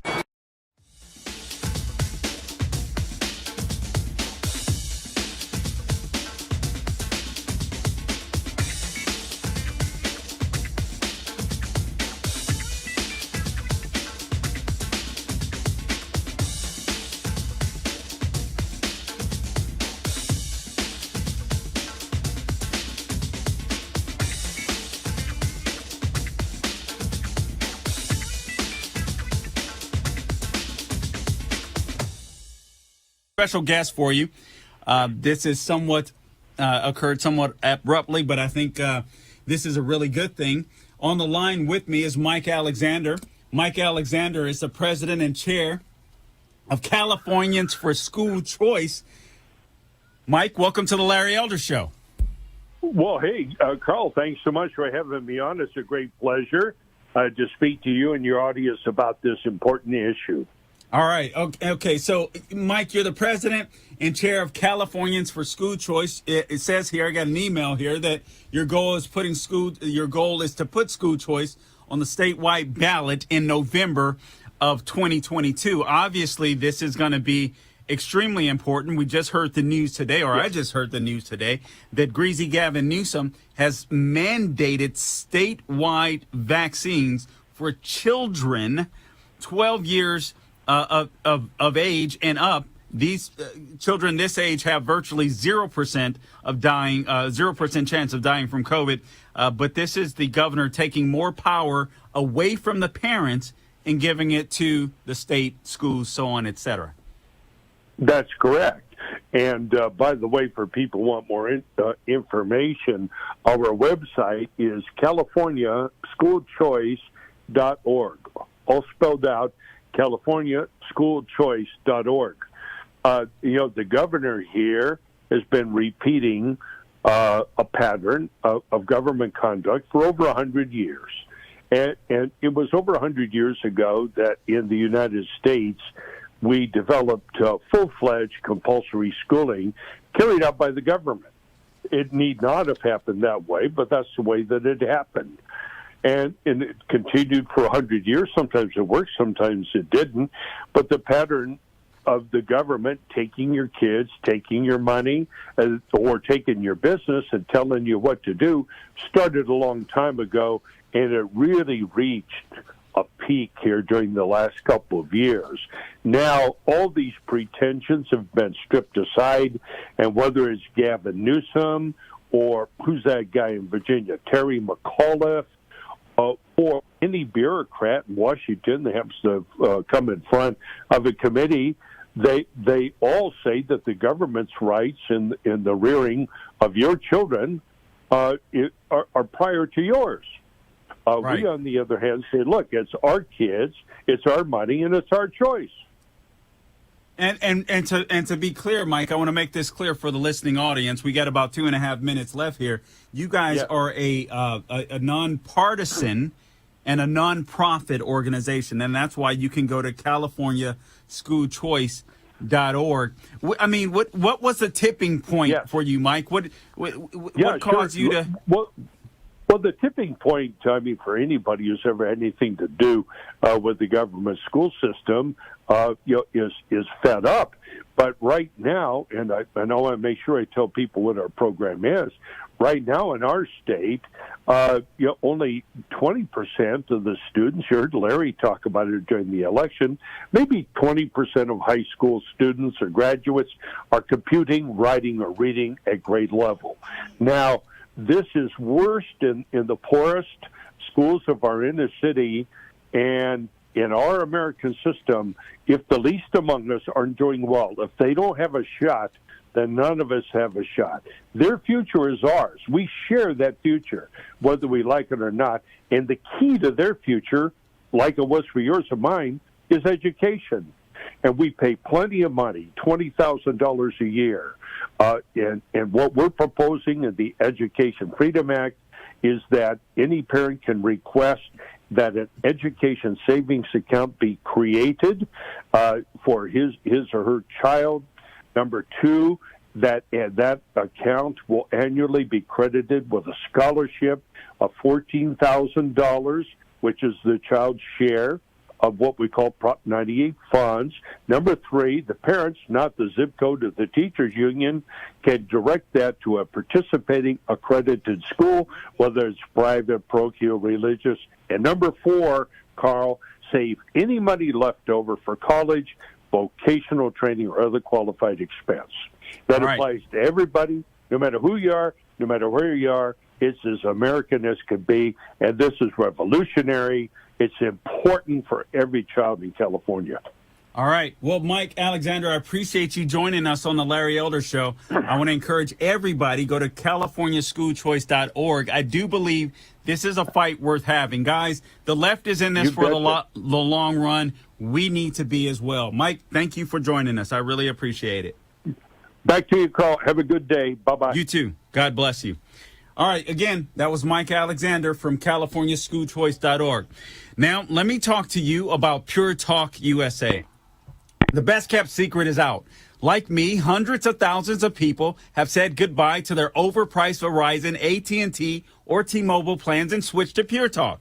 That's because you get the same great coverage on the same great 5G network as one of the big guys, but for about half the cost. The average family is saving over $800 a year. So, what are you waiting for? You can keep your number and keep your phone or get huge discounts on the latest iPhones and Androids. Get unlimited talk, text, and 6 gigs of data for just $30 a month. Or, if you want unlimited data, you can still save a fortune. Listen, I'm a Pure Talk customer. I believe in the way they treat their customers. Plus, they have a 30-day risk-free guarantee, so you literally have nothing to lose from your cell phone. Dial pound 250 and say Larry Elder, and you'll save 50% off your first month. That's pound 250, say Larry Elder. Pure Talk is simply smarter wireless.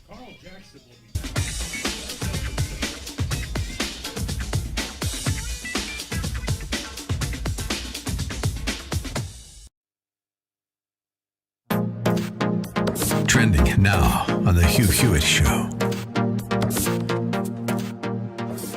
Yesterday, that not one Republican would support the budget that's coming over with a debt hike attached. They will not support a debt hike relief standing alone. Is that your position? Absolutely. Democrats have the White House, the House, and the Senate. They don't want any of our involvement with all their radical spending, which we shouldn't be. And so if they want to raise the debt ceiling, they want to do it on their own. You know why? They've been very clear. They don't want to do this debt ceiling on their own because they know it's toxic. They say, well, we want you to be part of our what we're doing here. You know, their budget in this deal, the $3.5, which is really $5.5 trillion, will take our debt to $45 trillion. Now let's look at what's happening in families right now with inflation. It's hurting our poorest families. It's hurting our families on fixed income, and the Democrats are causing all this with their spending. and they don't want to be responsible for it. They are responsible for what's going on.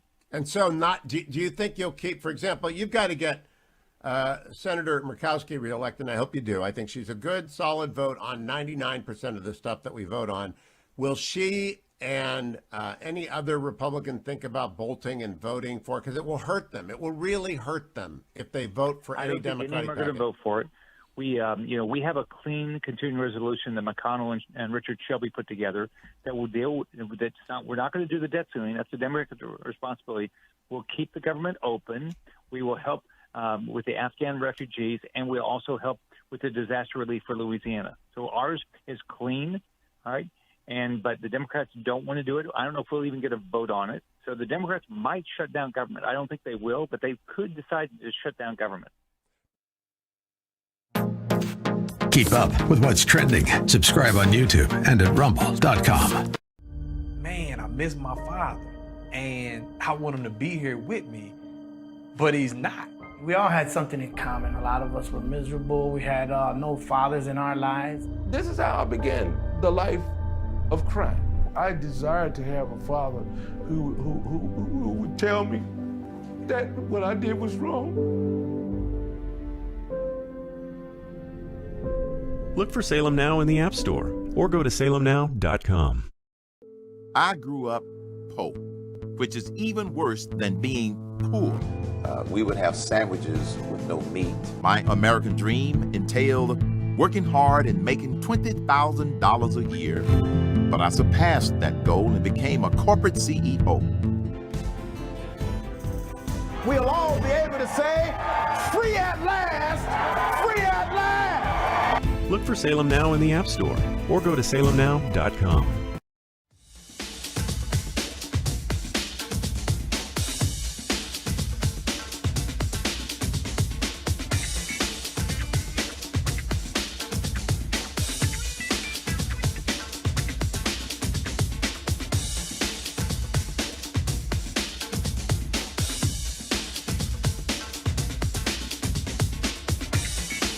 You know, I'm just looking at some headlines, some stuff that Sean sent to me earlier. And back in July, Fauci said that there's no immediate need for COVID, for a COVID booster for fully vaccinated people. But he kept his options open because, you know, it's Fauci. He's going to, for God's sakes. This guy, man, I don't understand how he has any credibility whatsoever with the media or with anyone for that matter. I think he's doing such a disservice to the American people when it comes to COVID vaccines. Just the back and forth is absolutely insane to me. Now he's at a point where he's saying that he's implying that you may not be fully vaccinated if you don't have a booster shot.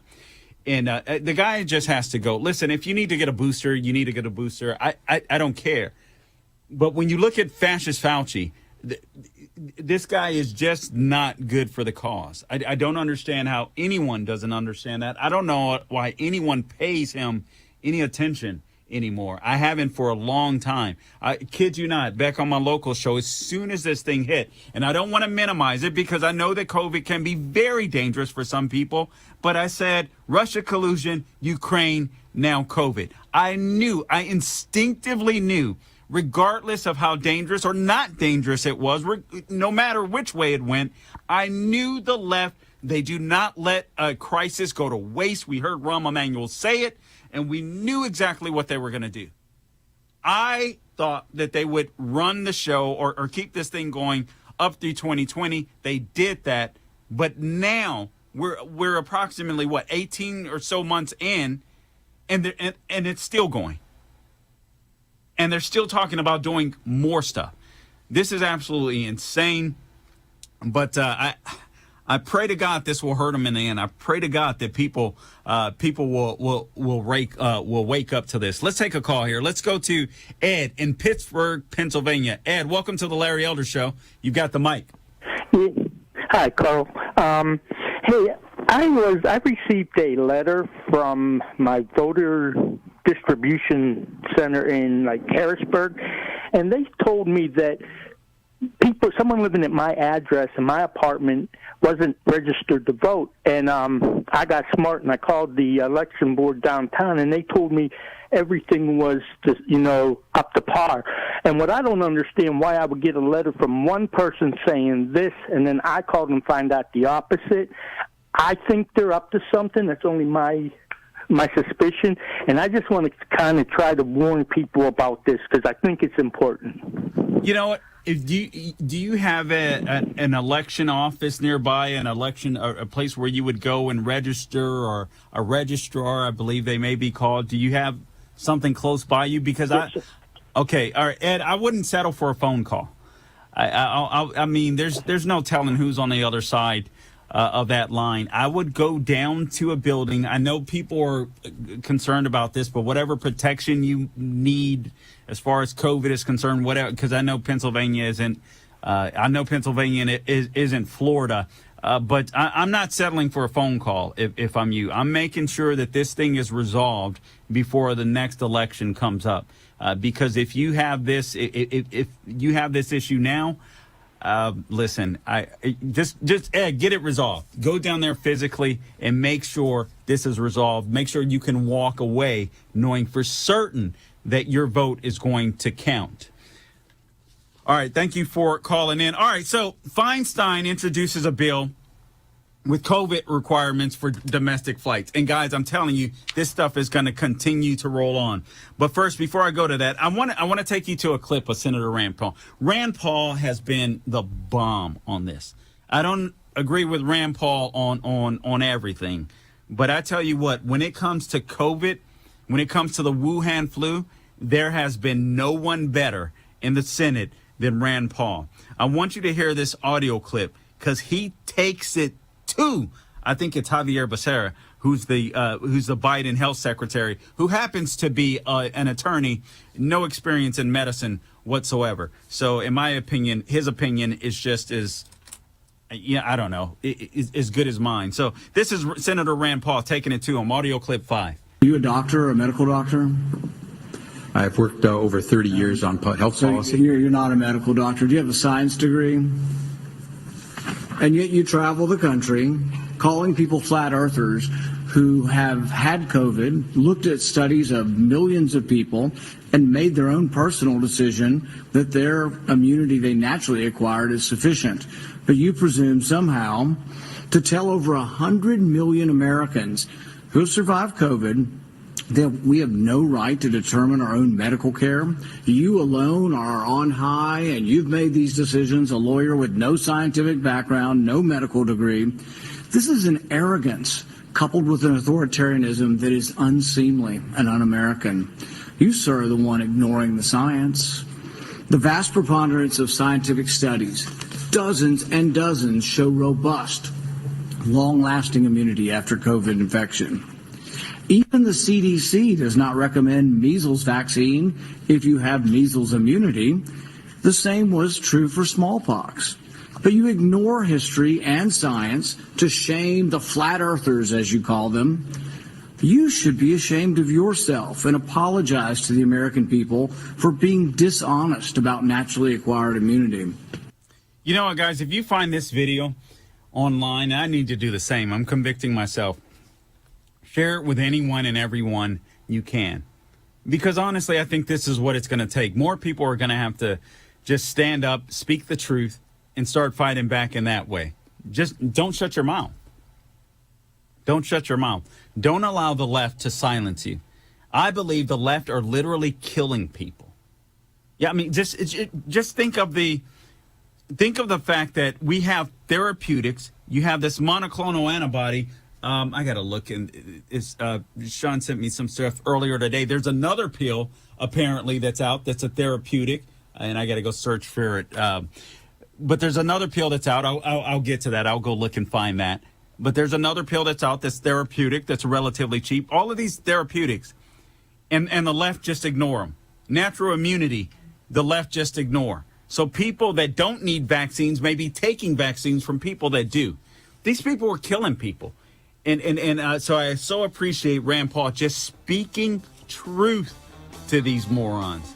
This is Carl Jackson, in for Larry Elder. We'll be back in a few. Carl Jackson will be back on The Larry Elder Show.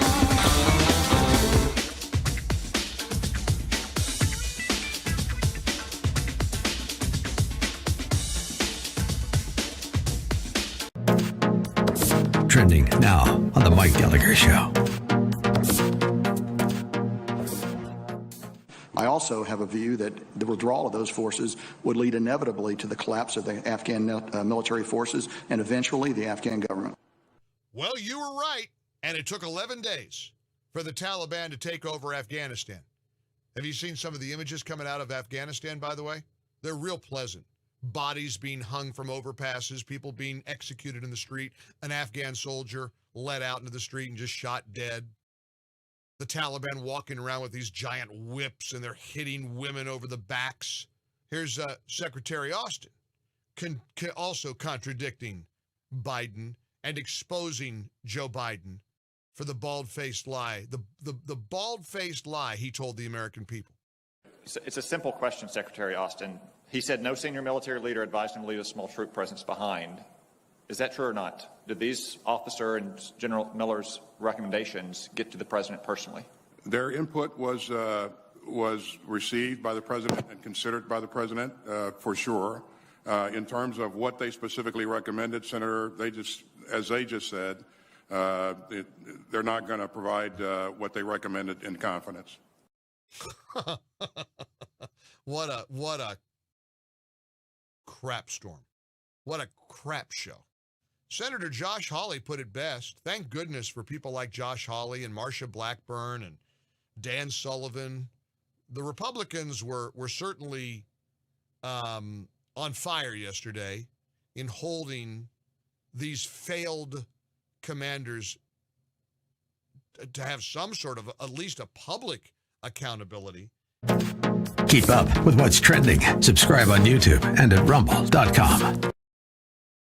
This is why we're fighting for the soul of America. You should be able to share ideas without fear of being fired from your job or shouted down. You are not to be heard. This is one of the few things we have no precedent for in the United States. You have the right to remain silent. Look for Salem Now in the App Store or go to salemnow.com. Man, I miss my father, and I want him to be here with me, but he's not. We all had something in common. A lot of us were miserable. We had no fathers in our lives. This is how I began the life of crime. I desired to have a father who would tell me that what I did was wrong. Look for Salem Now in the App Store or go to salemnow.com.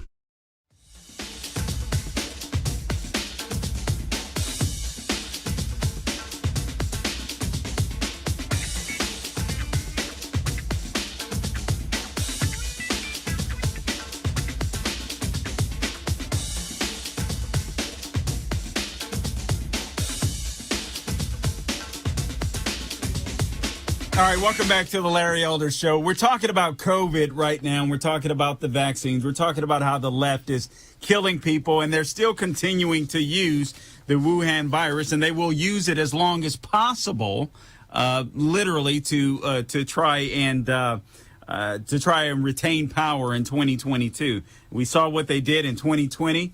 Our elections, in my opinion, were not secure. Our elections, in my opinion, I do believe. This is my personal opinion, but I do believe that the left cheated, and maybe you won't call it cheating, but I believe the Arizona election audit showed us, just open the doors, open the window. I mean, people are looking at the numbers and saying, oh, the numbers remain the same. Well, they're still going to count the same ballots. But when you dive deeper and you look at the audits and you see how many votes were illegitimate, when you see how many people never received a mail-in ballot, yet thousands of them rolled in. It's absolutely insane, and we have to make sure that our votes count. That's why I encourage you, if you can avoid mail-in, voting wherever you are, I would avoid it. You live in a red state. Red states, listen up.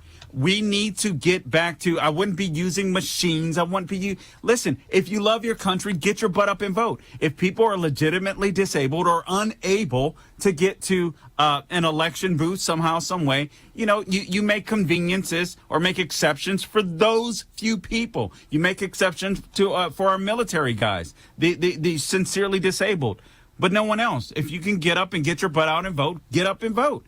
And if you don't want to vote, okay. That's up to you. But we need secure elections. Let's how much time do we have left here? Okay, let's take a call. Let's go to Patty in Georgia. Patty, welcome to the Larry Elder Show. You've got the mic and you got a minute. Oh, hey. I just want to say that my sister's husband just relocated from Georgia to Florida.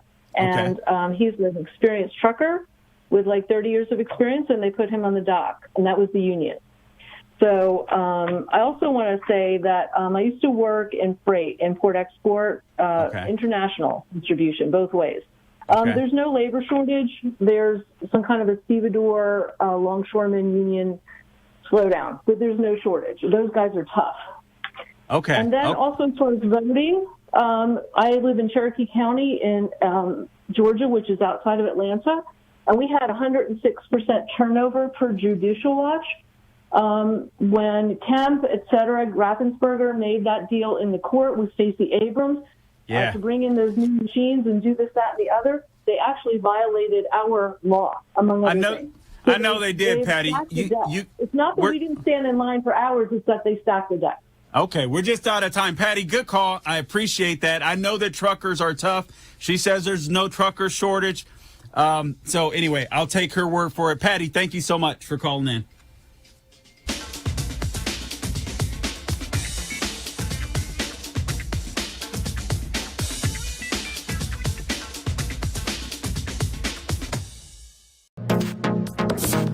Trending now on America First with Sebastian Gorka. Mr. President, the lying legacy media is supporting the Biden administration narrative that this is your plan, this is what you would have done. It is clear you've just communicated you had a conditions-based withdrawal plan. You would have kept Bagram. What would you be doing right now if you were the commander-in-chief? If one U.S. citizen were hurt in Afghanistan, what would your response be, and how would you use our special forces? Well, we're in a much worse position right now than we were. When I had it, it was absolutely, we had it so locked down, we would have been able to leave so easily. And so, I mean, it would have just been a beautiful process.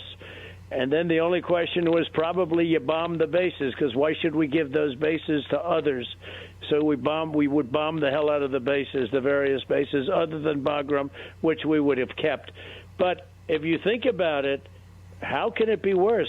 So now it's a much more difficult position because they have thousands of hostages, American hostages. You know, Jimmy Carter had a small number of hostages. Now they have thousands of American hostages, so it's much different. I would absolutely have a plan, but I don't want to say what the plan is because I think it would be inappropriate. But the idea that you would be taking orders from the Taliban like Joe Biden is? Ridiculous, because I dealt with Abdul and everybody else, and we were totally in charge. And they would have never come in. They wouldn't have even tried to come into Kabul, even though Ghani, I always said he's a crook, 100% crooked, a bad leader, but a crooked guy. And he had the United States Senate wrapped around his finger. That was his only strength. Keep up with what's trending. Subscribe today at Rumble.com. Trending now on the Larry Elder Show. Good. Thank you for taking my call. My pleasure. I'm a green card holder, have been for 20 years. Thank you. From where? When I first from South Africa. Excellent. Thank you. When I came into this country, I had to have blood tests to see that I didn't have syphilis, gonorrhea, HIV. I had to show all kinds of vaccinations. I had to show means to be able to support myself, et cetera, et cetera. So my point being is that the law is not being upheld as we understand it, And so I don't understand how they are circumnavigating the law again. I mean, obviously allowing these people into the country in the first place without proper vetting, etc., is one of the ways. But I mean, the laws are written for legal immigration. There are methods and ways of doing it. They say the system is broken, but it's not broken. It functions. Greg, I am deeply in your debt. Stay where you are because I've got a couple of questions for you, but just an addendum to your magnificent remarks. The system is not broken. We totally have a system that is set up to work if the laws that are on the books will only be enforced. But that's a huge if, and they are being intentionally ignored. So 20 years you've been here, right? And as someone who's actually followed the law, share with me a couple of minutes of your experience on whether it was too easy, too hard, or just right. I think it was just right. Keep up with what's trending. Subscribe on YouTube and at rumble.com.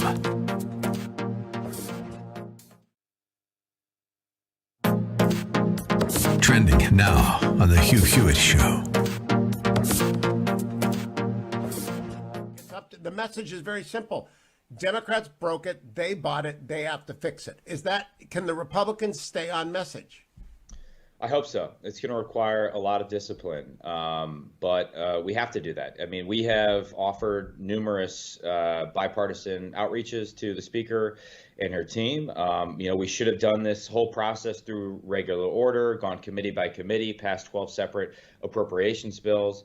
But the fact is, as I said before, the squad is driving the train, and everything is being sacrificed to the altar of the Bernie Sanders socialist spending spree. I mean, I think Pelosi, this is her last hurrah, and she wants to go out with a bang, and she wants to cement her legacy, and so she's going to try and jam through as much as possible. And I think there's a lot of Democrats right now who are, quite frankly, afraid of all of the energy coming from the far left. And let's hope that some Democrats in the Senate, particularly Joe Manchin and Kyrsten Sinema, stand their ground. But Republicans need to be disciplined.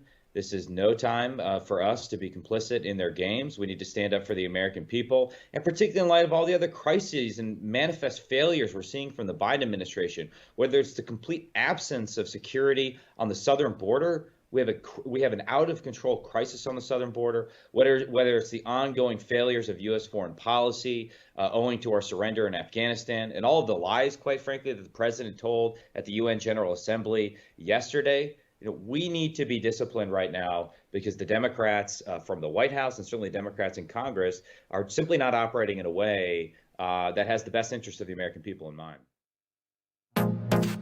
Keep up with what's trending. Subscribe on YouTube and at rumble.com.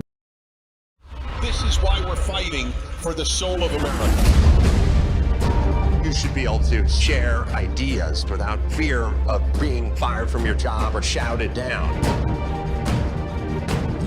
Are not to be heard. This is one of the few things we have no precedent for in the United States. You have the right to remain silent. Look for Salem Now in the App Store or go to salemnow.com. Man, I miss my father, and I want him to be here with me, but he's not. We all had something in common. A lot of us were miserable. We had no fathers in our lives. This is how I began the life of crime. I desired to have a father who would tell me that what I did was wrong. Look for Salem Now in the App Store or go to salemnow.com.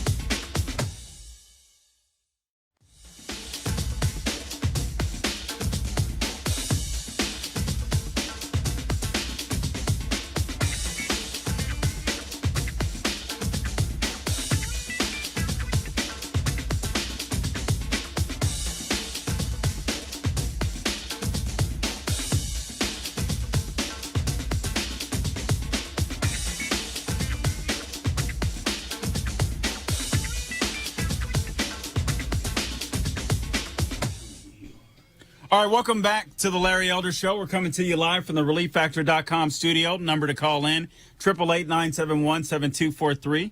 888-971-7243. I just want to wrap up some loose ends on this COVID, this Wuhan virus, and how the left has weaponized that. And then I'm going to move on because I want to talk about racism. And racism is a dead issue in America, at least systemic racism, as the left frames it. And I have plenty of ammo here to prove just that. This thing is becoming this idea that America is systemically racist is just becoming more and more silly as the days pass. But just quickly, hat tip Sean, Merck says COVID-19 pill cuts risk of death hospitalization. So again, in a potential leap forward in the global fight against the pandemic, drug maker Merck said Friday that its experimental pill for people sick with COVID-19 reduced hospitalizations and deaths by half.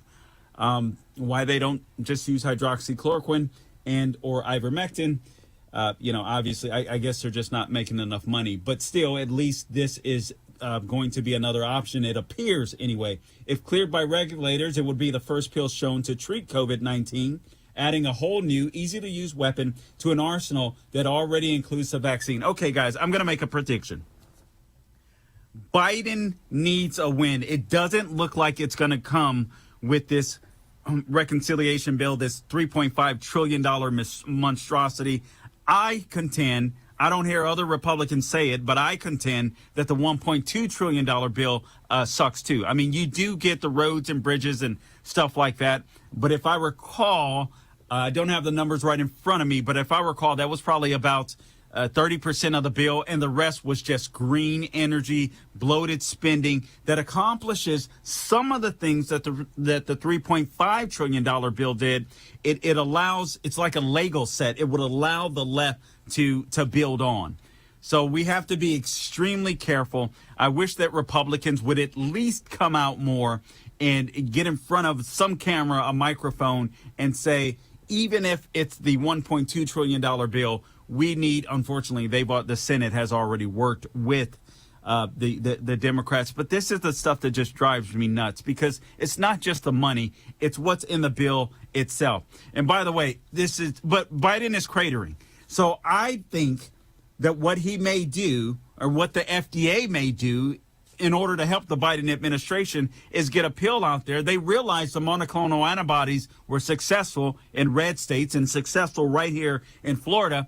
I think they're going to want to get a hold of this maybe by next year. So if they have a flare up next year, they think this COVID, this Wuhan flu, will hurt them politically.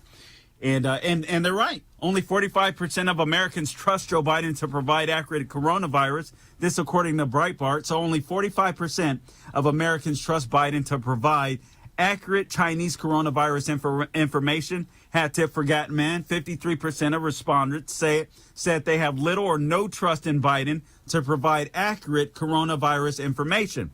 The numbers are a reversal from January, when 58%, that's a huge shift. In January, 58% trusted Biden on the Wuhan virus, and 42% did not. So you're talking about a 13-point swing. Biden has also dropped 11 points among Democrats, 17 points with independents. Republicans have dropped 10 points. Should be further Republicans. I don't know what's wrong with you. Americans are also trusting the media less about the Wuhan flu. Only 45% trust establishment news networks, 41% trust establishment national newspapers, and 34% trust establishment cable news. The Axios Ipsos poll comes after Monday Rasmussen presidential tracking poll revealed Biden has an overall approval rating of 40%. Only 21% strongly approve of Biden and 50% strongly disapprove. Now, remember, I told you guys this weeks ago, if Biden stays under 50%, normally there's presidents, they have a hard time in their first midterm election cycle anyway. Their party does. But when their numbers remain under 40%, those numbers are usually even larger. And this guy is cratering, and he's not going to get better, guys. He is not going to get better. Besides the fact that he's a jerk, he's slightly out of his mind. And this guy is just stubborn. And it's just not going to happen for them. And then on top of all of that, energy prices are soaring. Inflation is soaring. It's a 30-year high on inflation. I didn't even have an opportunity to get to this in the first hour. I touched on it briefly, I believe, but a 30-year high in inflation. So he's taxing the poor. The Biden inflation continues. The war to make more Americans poor continues under the Biden administration. Make no doubt about it. That's what they're trying to do. I'm going to take a couple of last calls on this COVID issue because I need to move on to racism being dead in America. Let's go to Ken in Oakland, California. Ken, welcome to the Larry Elder Show. You got the mic. Hey, Carl, you're doing a fantastic job. I love you. Thank you. Hey, Thank you. I appreciate it, Ken. You were talking about the Democrats killing people. You know what? You know, they don't care about the people shooting each other in Chicago or the other cities. They don't care about babies. They promote abortions. The Democrats are putting old people in these homes, and they were dying left and right from COVID. They left people in Afghanistan. They don't care if they live. I mean, they just don't care about life. And, you know, you said something about the elections. You know, Mike Lindell has spent $20 million investigating these elections. And I just heard a commercial on Gorka today about frankspeech.com. And all the information's there. He's got all the evidence. But the media keeps lying about it and lying about it. And thank God you're out there telling the truth. Ken, here's what you do, and I appreciate you calling in. You know, just go to people that are amiable, that'll believe it. Show them facts, show them numbers, show them the audit result in Arizona. Literally, I would carry the stats in my pocket if I were you. And when they say there weren't cheating, the numbers remain the same. Well, yeah, they're still going to count the ballots the same. But here's what the audit showed. You know, is that right? Is that fair? Don't you want elections to be free and fair? You don't want any cheating. You don't want Republicans cheating. You don't want Democrats cheating, so on, et cetera. Let's take one more call before we move on to the next subject. Let's go to Steve in Atlanta. Steve, welcome to the Larry Elder Show. You've got the mic.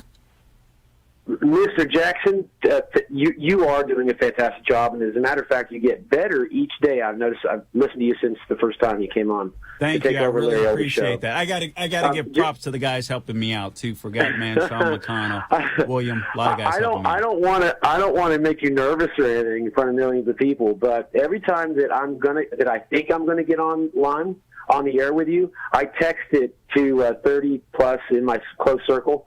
And I listen through iHeartRadio, and it's free. It's an app on the phone, and I tell them that every time. And I'm getting more and more to just listen. So the reason for my call is just to fill you in and everybody else and all the little things that are behind the scenes that you might not be aware of. So okay, we got a minute, Steve. Awesome. Merck announced a new therapeutic yesterday, right? Okay. And that was big in the news. What everyone doesn't know, that Merck also had the exact same thing, except their patent expired some time ago, and it was called ivermectin. Really? Ivermectin was invented by Merck. Okay, but the patent expired, and now it's used all over the world. Has been for decades, and it literally you can buy 5 of them for $1. Okay. Now another thing that a lot of people don't know. Well, Only 10 here's seconds. What they announced today. 10 seconds, Steve. Cram it in. India for a year has been giving for free ivermectin to everybody in their population. India, billions of people, and now you cannot find COVID is wiped out in India.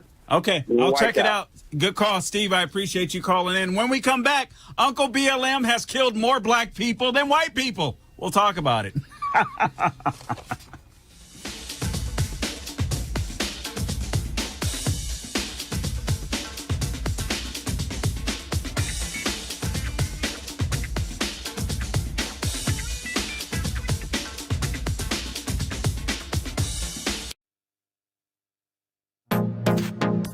Trending now on the Hugh Hewitt Show. That not one Republican would support the budget that's coming over with a debt hike attached. They will not support a debt hike relief standing alone. Is that your position? Absolutely. They have Democrats have the White House, the House, and the Senate. They don't want any of our involvement with all their radical spending, which we shouldn't be. And so if they want to raise the debt ceiling, they want to do it on their own. You know why? They've been very clear. They don't want to do this debt ceiling on their own because they know it's toxic. They say, well, so we want you to be part of our what we're doing here. You know, their budget in this deal, the $3.5, which is really $5.5 trillion, will take our debt to $45 trillion. Now let's look at what's happening in families right now with inflation. It's hurting our poorest families. It's hurting our families on fixed income. And the Democrats are causing all this with their spending, and they don't want to be responsible for it. They are responsible for what's going on. And so do you think you'll keep, for example, you've got to get Senator Murkowski reelected, and I hope you do. I think she's a good, solid vote on 99% of the stuff that we vote on. Will she and any other Republican think about bolting and voting for it? Because it will hurt them. It will really hurt them if they vote for any Democratic I don't think any are going to vote for it. We have a clean continuing resolution that McConnell and Richard Shelby put together that will deal with. We're not going to do the debt ceiling. That's the Democratic responsibility. We'll keep the government open. We will help with the Afghan refugees, and we'll also help with the disaster relief for Louisiana. So ours is clean, all right? But the Democrats don't want to do it. I don't know if we'll even get a vote on it. So the Democrats might shut down government. I don't think they will, but they could decide to shut down government. Keep up with what's trending. Subscribe on YouTube and at rumble.com. Trending now on The Mike Gallagher Show. I also have a view that the withdrawal of those forces would lead inevitably to the collapse of the Afghan military forces and eventually the Afghan government. Well, you were right, and it took 11 days for the Taliban to take over Afghanistan. Have you seen some of the images coming out of Afghanistan, by the way? They're real pleasant. Bodies being hung from overpasses, people being executed in the street, an Afghan soldier led out into the street and just shot dead. The Taliban walking around with these giant whips and they're hitting women over the backs. Here's Secretary Austin also contradicting Biden and exposing Joe Biden for the bald-faced lie, the bald-faced lie he told the American people. It's a simple question, Secretary Austin. He said no senior military leader advised him to leave a small troop presence behind. Is that true or not? Did these officer and General Miller's recommendations get to the president personally? Their input was received by the president and considered by the president for sure. In terms of what they specifically recommended, Senator, as they just said, they're not going to provide what they recommended in confidence. What a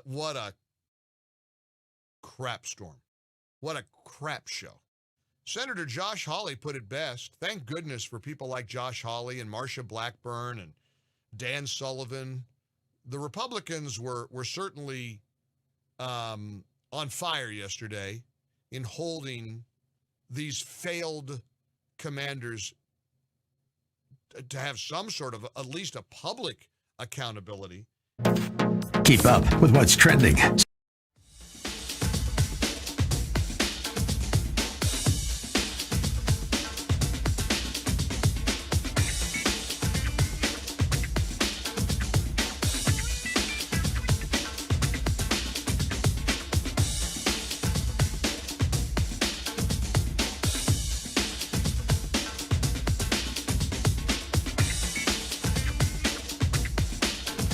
All right, welcome back to the Larry Elder Show. The number to call in, 888-971-7243, 888-971-7243. Right now, we're talking about systemic racism, as the left calls it, is dead in America. I don't even believe that racism is a major issue in America. Does racism exist? Anyone that says racism doesn't exist will be lying. Listen, we're human. We're on this side of eternity, not that side, for those of us that are still living. All right, so you're always going to endure. Listen, there's always going to be some knucklehead, whether it's some racist white guy or some racist black guy, some racist Latino, some racist Asian. There's always going to be racist people and racism on this side of eternity. But is racism such a problem, particularly in America, as the left claims, that it'll stop you? I contend the answer is no. And I contend that the left, who claim that racism exists and that systemic racism exists, prove it to us every day by their asinine arguments. There was a couple of years ago, I live in Central Florida. I live in Orlando area. And, all of this, I believe it was, I can't remember if it was before the George Floyd incident or after, but some issue arose at a local university, and there were some black students out there protesting.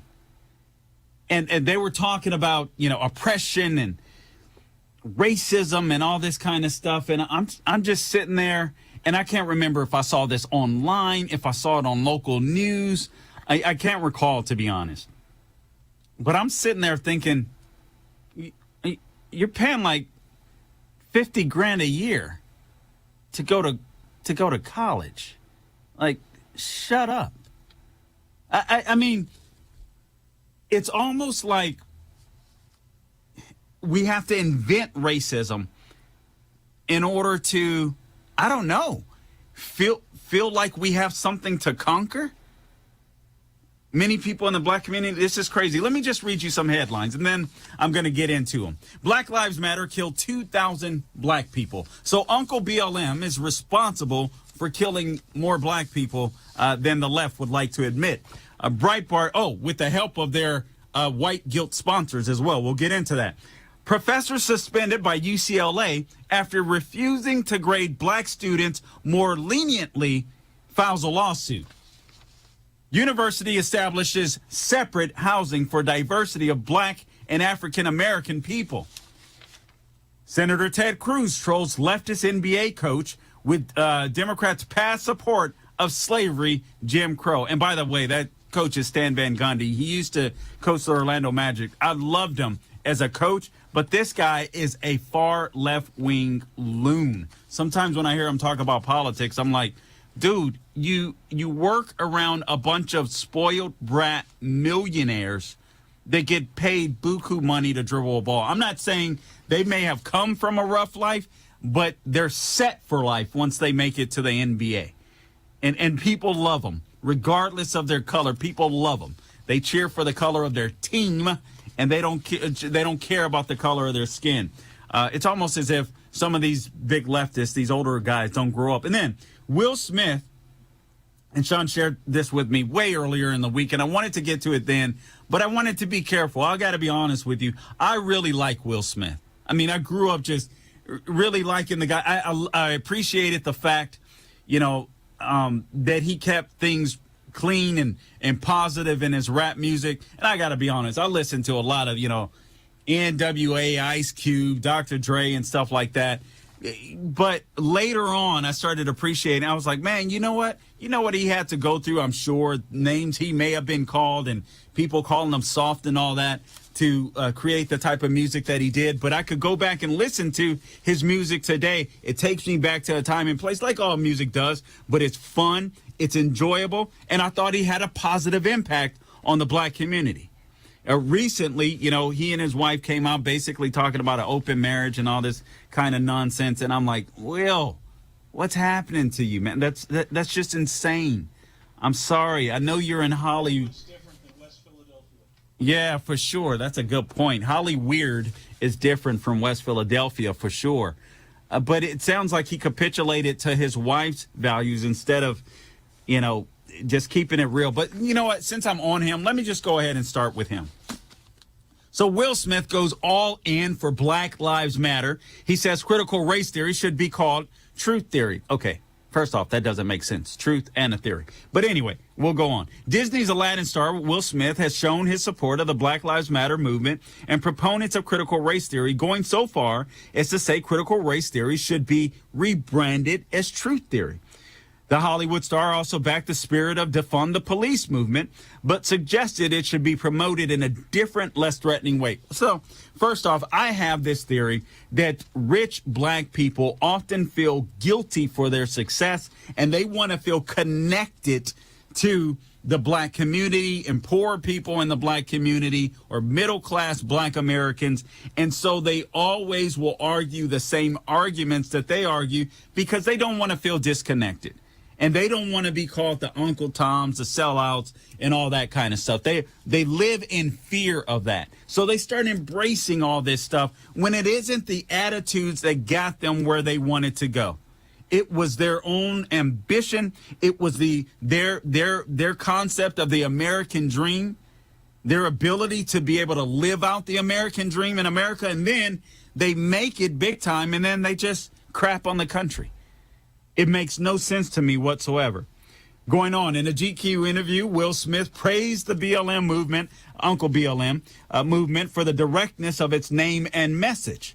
He says this is a difficult area to discuss, but I feel like the simplicity of Black Lives Matter was perfect. And I got to be honest with you, from a marketing standpoint, he's absolutely right. It's hard to argue against Black Lives Matter. It's such a catchy phrase. It hits the nail on the head, but you don't understand that they spew these. What's funny to me is they spew these white European Marxist views. It's the weird, and then they blast capitalism, but they followed another white guy's monetary theory. It's so crazy to me. It's insane, but it just proves that these people don't know what they're talking about. He goes on to say anybody who tries to debate Black Lives Matter looks ridiculous. So when I talk about the marketing of our ideas, Black Lives Matter was perfection. He goes on to say, by contrast, the phrase defund the police, it turns people off. Defund the police, he says, doesn't get it done, no matter how good the ideas are. I'm not saying we shouldn't defund the police. I'm saying just don't say that. I wonder if he ever uses bodyguards, because then people who would help you won't. I would love if we would just say defund the bad police. Some notable celebrities see the situation differently than Will Smith, like the actor and super producer Tyler Perry and NBA legend TNT Charles Barkley. Both have called for more police, not less. And in any industry, I will say this, you want to eliminate the bad employees. But to buy into this defund the police nonsense, bad idea, Will Smith.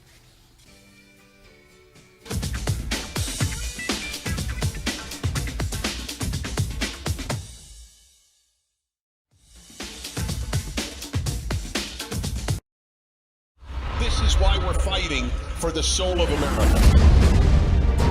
You should be able to share ideas without fear of being fired from your job or shouted down. You are not to be heard. This is one of the few things we have no precedent for in the United States. You have the right to remain silent. Look for Salem Now in the App Store or go to salemnow.com. Man, I miss my father, and I want him to be here with me, but he's not. We all had something in common. A lot of us were miserable. We had no fathers in our lives. This is how I began the life of crime. I desired to have a father who would tell me that what I did was wrong. Look for Salem Now in the App Store or go to salemnow.com. I grew up poor, which is even worse than being poor.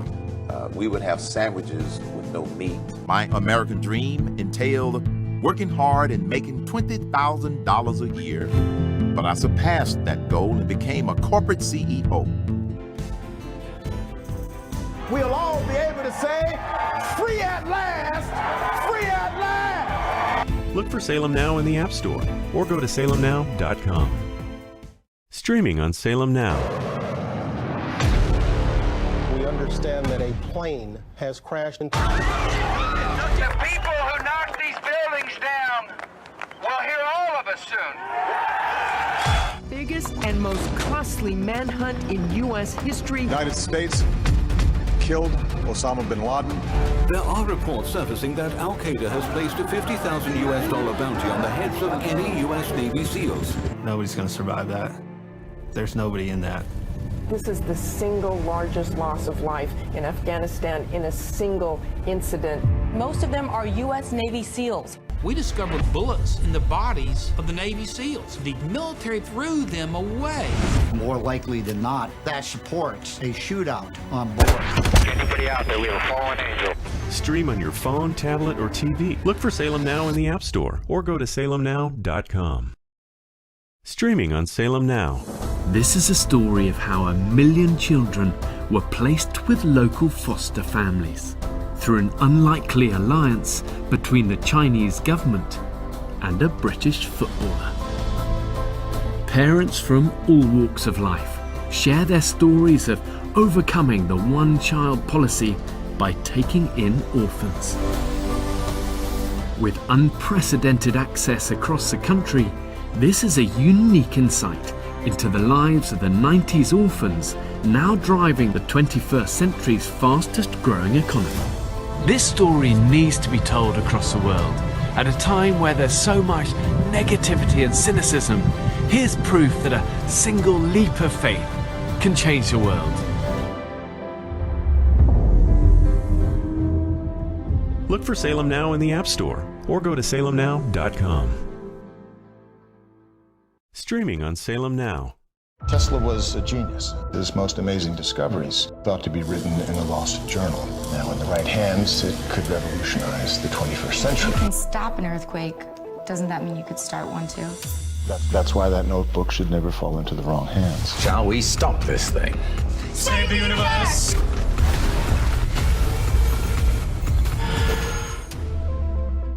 Look for Salem Now in the App Store or go to salemnow.com.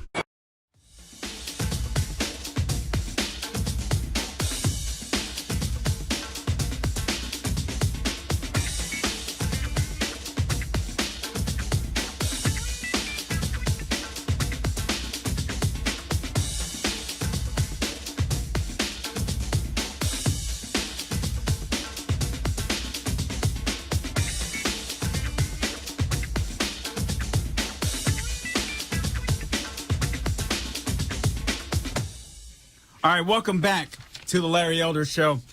We're punching a hole in this nonsense that America is systemically racist. And I've got so many headlines, and I'm going to try to get through all of them and just give you my takeaways from the headlines. But when it comes to Will Smith, again, he goes back to this. He understands marketing.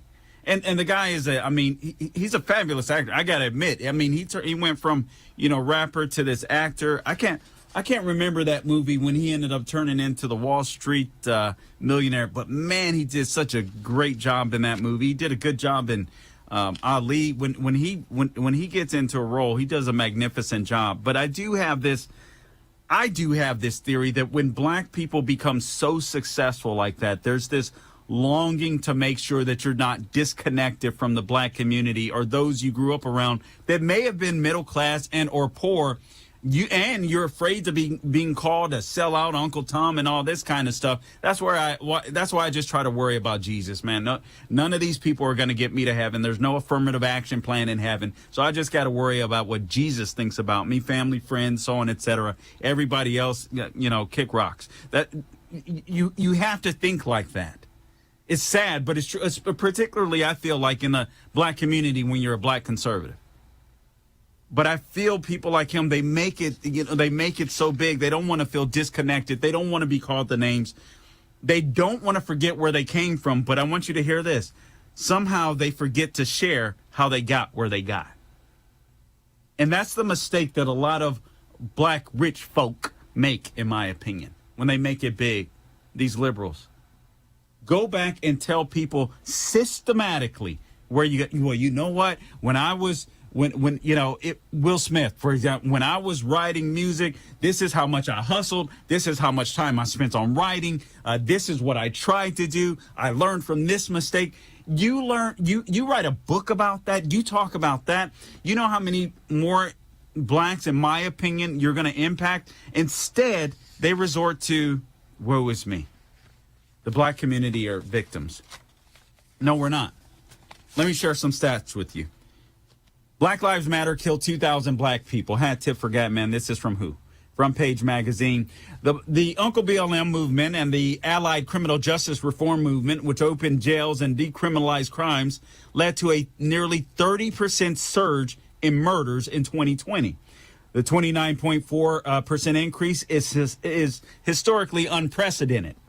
The worst one-year percentage jump in murders was a 12.7% increase. This was back in 1968. So now we're looking at approximately 30%.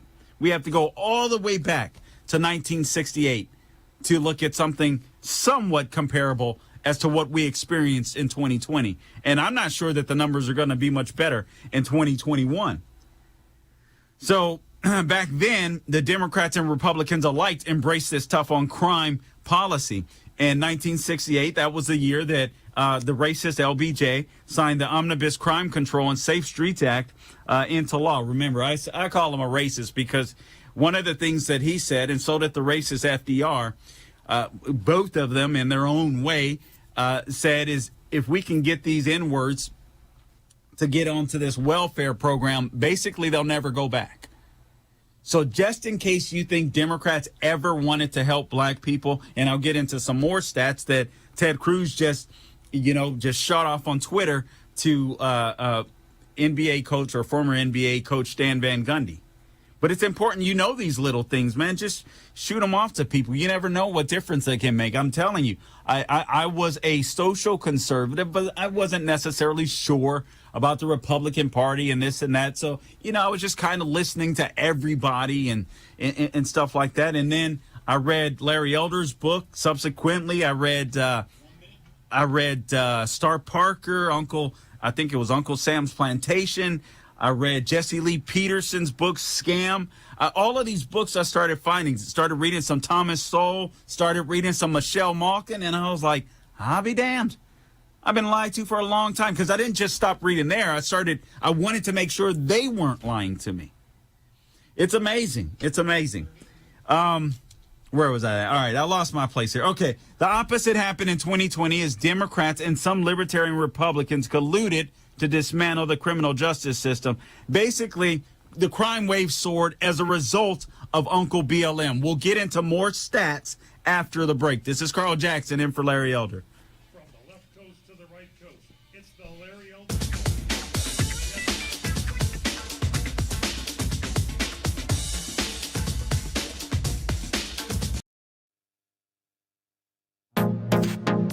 Trending now on the Hugh Hewitt Show. Yesterday, that not one Republican would support the budget that's coming over with a debt hike attached. They will not support a debt hike relief standing alone. Is that your position? Absolutely. Democrats have the White House, the House, and the Senate. They don't want any of our involvement with all their radical spending, which we shouldn't be. And so if they want to raise the debt ceiling, they want to do it on their own. You know why? They've been very clear. They don't want to do the debt ceiling on their own because they know it's toxic. They say, we want you to be part of our what we're doing here. Their budget in this deal, the $3.5, which is really $5.5 trillion, will take our debt to $45 trillion. Now let's look at what's happening in families right now with inflation. It's hurting our poorest families. It's hurting our families on fixed income. And the Democrats are causing all this with their spending, and they don't want to be responsible for it. They are responsible for what's going on. And so do you think you'll keep, for example, you've got to get Senator Murkowski reelected, and I hope you do. I think she's a good, solid vote on 99% of the stuff that we vote on.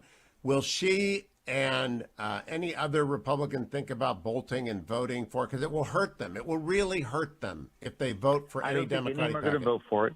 We have a clean continuing resolution that McConnell and Richard Shelby put together that will deal with. We're not going to do the debt ceiling. That's the Democratic responsibility. We'll keep the government open. We will help with the Afghan refugees, and we'll also help with the disaster relief for Louisiana. So ours is clean, all right? But the Democrats don't want to do it. I don't know if we'll even get a vote on it. So the Democrats might shut down government. I don't think they will, but they could decide to just shut down government. Keep up with what's trending. Subscribe on YouTube and at rumble.com. Trending now on the Mike Gallagher Show.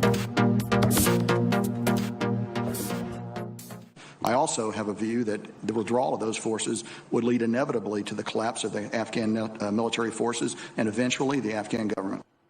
Well, you were right, and it took 11 days for the Taliban to take over Afghanistan. Have you seen some of the images coming out of Afghanistan, by the way? They're real pleasant. Bodies being hung from overpasses, people being executed in the street, an Afghan soldier led out into the street and just shot dead.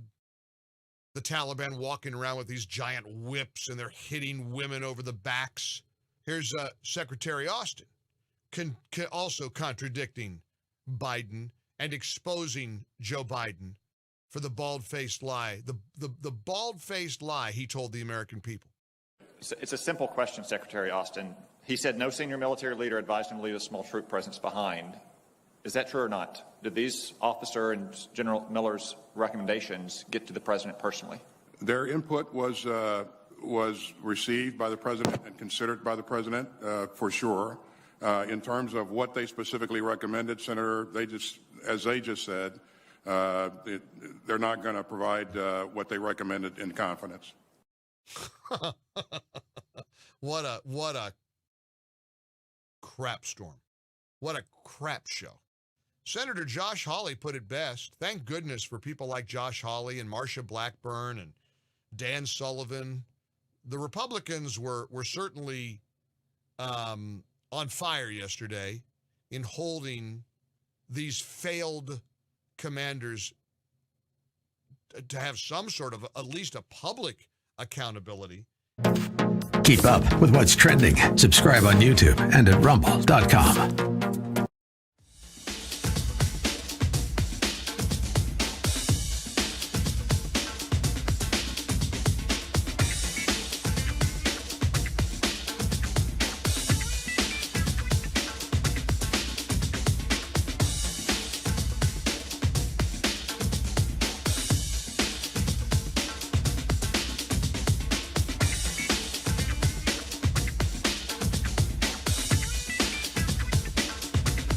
All right, so Uncle BLM and their white guilty corporate sponsors are responsible for killing 2,000 black people. And again, we haven't seen a surge, a 30% increase in crime, in murders in 2020. The closest we can compare is back in 1968 under LBJ. There was a 12.7% increase in crime from the year prior. Back then, LBJ signed the Omnibus Crime Control and Safe Streets Act into law. But again, the opposite happened in 2020. Sadly, Republicans, some libertarians and Republicans colluded to dismantle the criminal justice system. And it's going to end up hurting a lot of blacks. It's going to end up hurting lower middle class Americans that live in urban areas. But I want you to understand that Uncle BLM is responsible for far more blacks being killed than cops have ever done. It's insane. It's insane. But we give them a pass because they say they're for the people. They're really trying to help the black people while they buy houses and cars and leave you in the dust. But, whatever they can do to live their American dream, that's what they end up doing. So BLM and their corporate sponsors, I'm going to give you some stats. Their numbers are in. They show that Uncle BLM and its corporate sponsors killed more black people in 1 year than anything short of an African civil war. So here are the stats. 3,595 black people were murdered in 2019. That's a lot of black people being murdered. I would assume that 90%. Now, listen, because a caller called in a long time ago, we had a great conversation. Obviously, not all black people are bad. Obviously, not all black people are criminals. There are some very tall, dark, handsome, intelligent, talented black people like myself out there, and humble. So there's a lot of them out there, all right? But there are some bad apples. But they make up a small percentage of the black community, but they do a lot of damage. And unfortunately, again, 3,595 black people murdered in 2019. But in 2020, listen to the jump in number. In 2020, we go from 3,595 to 5,839 black people being murdered. because, like VP Kamala Harris wanted to release. First, she was jailing black people when she was the attorney general in California. And then she got woke all of a sudden because she wanted to become VP and she wanted to release criminals. And sadly, some of these criminals, or a lot of these criminals, go back to urban areas and they commit more crimes and they murder more people. So that's an additional 2,244 black people that were killed thanks to Uncle BLM, thanks to the Democratic Party, thanks to their corporate sponsors, whether it be Nike or any one of these other social justice warrior corporations that are responsible for killing black people, in my opinion. People of all races were more likely to be murdered in 2020 because of all of the riots and all that kind of nonsense, the chaos that we saw, everything being locked down, more kids at home and in the streets. It was insane. So we understand that. But black people were disproportionately likely to be killed as a result of the police defunding by the George Floyd effect. This is where Will Smith gets it wrong. No, we shouldn't defund the police. We shouldn't. I understand he wants a marketing campaign. You just do better research. You do better training before you hire. Or once you hire and bring them on, you do better training. But a lot of these cops around the United States are Latino. I mean, it's a drastic change from where we were, 20, 30 years ago. It really is. But the George Floyd effect is killing people. Defunding the police is killing people because now you have cops so scared of being called a racist or a bigot or losing their jobs, their careers, their pensions, that they're just depolicing. They're stepping back. And what happens when cops step back? When cops step back, especially where they patrol and where they have to patrol, if you have any modicum of common sense, I knew this. Anyone who grows up in the hood knows this. You grow up in the hood. You deal with dirt in the hood. You go to some place like I grew up in Cali. I would go to San Diego. I would be like, dang, this is nice. Go to Corona back then, Riverside County, be like, dang, this is different. You knew the crime wasn't there. Police go where the crime is. It's that simple. Whether you want to admit it or not, police go where the crime is. Now, the social justice warriors like Kamala Harris wanted to open up prisons, free criminals, stop arresting new criminals in the name of fighting for the big lie, racial justice. Uncle BLM did the same. Apparently, Will Smith is on board with this nonsense. You had 3,060 white and Latino people that were killed in 2019. So that's a lot of people. So that's between the white and Latino. Again, we go back 3,500 black people that were killed. All right. So 3,500 black people. You have to understand that blacks only make up 13% of the population compared to whites and Latinos that both separately make up larger percentages of the American population. And yet their numbers are 3,060 in 2019. Now their numbers rose significantly too. They rose to 4,167 in 2020. That's a 36% increase. But in the black community, black murders soared and rose 62%. Thank you, Uncle BLM. Thank you, Uncle BLM, for disarming people and whining and crying about these unarmed, making this unarmed. This unarmed person. Unarmed does not mean dangerous. I hate when people use the terminology a young black unarmed or a white unarmed.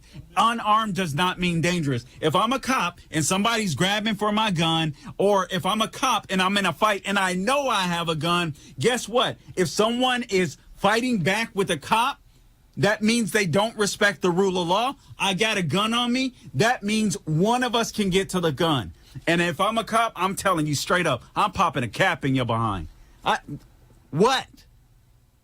It's laughable. It's laughable to me when people, Monday morning quarterback, when you've never been in a life and death situation. Unfortunately, I've been in two. So I think I can look at a situation unbiased and objectively and say he should have done this, he shouldn't have done that. Because I just look at crime. I don't care about the color.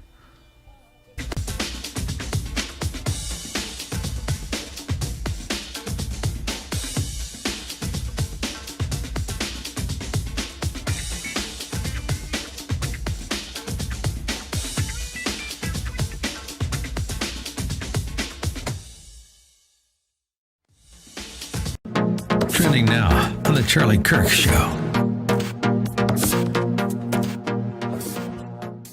Israel is getting ready for their fourth jab. Now, some people, this is how dishonest the media is, they say, well, Israel in the last couple days, they've seen their rates go down. Now, why do you think that COVID rates would be going down in Israel the last couple days? Anybody? Is it because of the vaccine, masks? No, it's because of the high holidays, okay? People are staying at home and they're not going out and they're not working and they're not congregating. So they've locked down the country through basically pseudo-religious mandate. Israel and Sweden, if you look at the 7-day rolling average of new cases per 100,000, Sweden, on this chart that has been published, is right around 10%. Israel has far exceeded 100%, and in fact, there are more cases right now happening in America and the Western world than there were a year ago. And a very basic question should be, is the vaccine helping or is it hurting? What's the answer to that question? Why is it that rates keep on going up the more vaccinated we are? Well, Israel is the only country in the world that gives the third vaccination to everyone at ages 12 plus. A COVID passport is required for 12 plus. And by the way, let me just say, I'm a lover of Israel and Jerusalem. I don't know if I'm ever going back to Israel. I don't. I said this to one of my friends the other day who runs a great project there. He said, oh, you'll be coming back. I said, I don't know if I'll be welcome in Israel because I'm not getting vaccinated and I'm not doing any of this stuff. Numerous blockades throughout Israel and mask mandates. Where Sweden has no booster shots, no COVID passports, no lockdowns, and no masks. Keep up with what's trending. Subscribe on YouTube. Streaming on Salem Now. Fiance? No, I can't be your fiance. You're gonna go. You're gonna be my fiance, and you're gonna be the most amazing, fascinating, most successful man ever. We're only gonna be there for a few hours, eat dinner, and I promise we'll have the best breakup of all time. My baby, my princess. Oh, yeah. Beat a little bit. Stream on your phone, tablet, or TV. Look for Salem Now in the App Store or go to salemnow.com.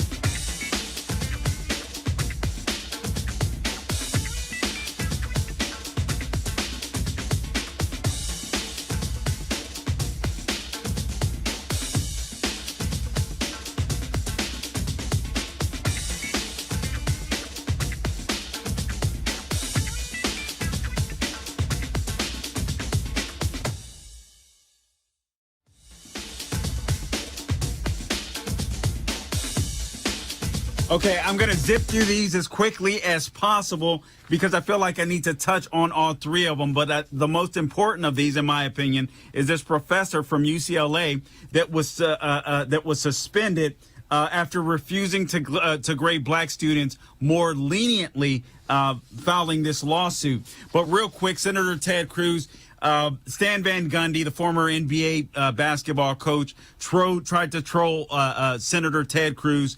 And Ted Cruz was expressing his support for the unvaccinated NBA players on the NBA, unvaccinated NBA players on the NBA. And then Stan Van Gundy, the child in him, came out and said, well, hell just froze over because Ted Cruz is standing with black people. You see how these people never grow up? Like a teenager would say something this stupid. Ted Cruz quickly shot back. Your party founded the KKK. Your party wrote Jim Crow laws, right? Segregation laws. Your party filibustered the Civil Rights Act of 1964. Your party has a sitting governor in Virginia who featured a picture of a Klansman in his yearbook. Your party opposes school choice, the top civil rights issue today. Bam, bam, bam. Ted Cruz beat him up that quick. But these people search for racism where it doesn't exist. All right, now, this real quick. Where was the other one? Crap. All right, anyway, I've lost it. All right, here's another one. Professor suspended by UCLA after refusing to grade black students. Let me tell you why this one is important. I think this one is probably the most important. UCLA professor Gordon Klein. How much time do I have here, Sean? Okay. UCLA professor Gordon Klein, who was suspended from the school's Anderson School of Management for refusing to grade black students more leniently in the wake of George Floyd's death, has filed a lawsuit against UCLA for harming his professional reputation. So in the wake of the George Floyd controversy, the George Floyd death, these students white students wanted black students to be able to get leniency for grades or a test or exam. I don't have time to go into it deeply. We just don't have enough time. But the professor said, okay, how do you suggest I grade a biracial person? How do you suggest? Basically, he went back at him. The social justice warriors got mad. This guy ends up getting suspended from his job. The best thing he could do is say, you damn right, I'm not giving black people leniency. They're in college. They're grown behind adults. And I think he did these black people a favor. You're not oppressed. You're not a victim. You are smart. Just like any other freaking race that comes to the United States, works hard to get ahead. You don't need excuses. You need more professors like this. Guys, until next week, don't grow weary doing good. God bless.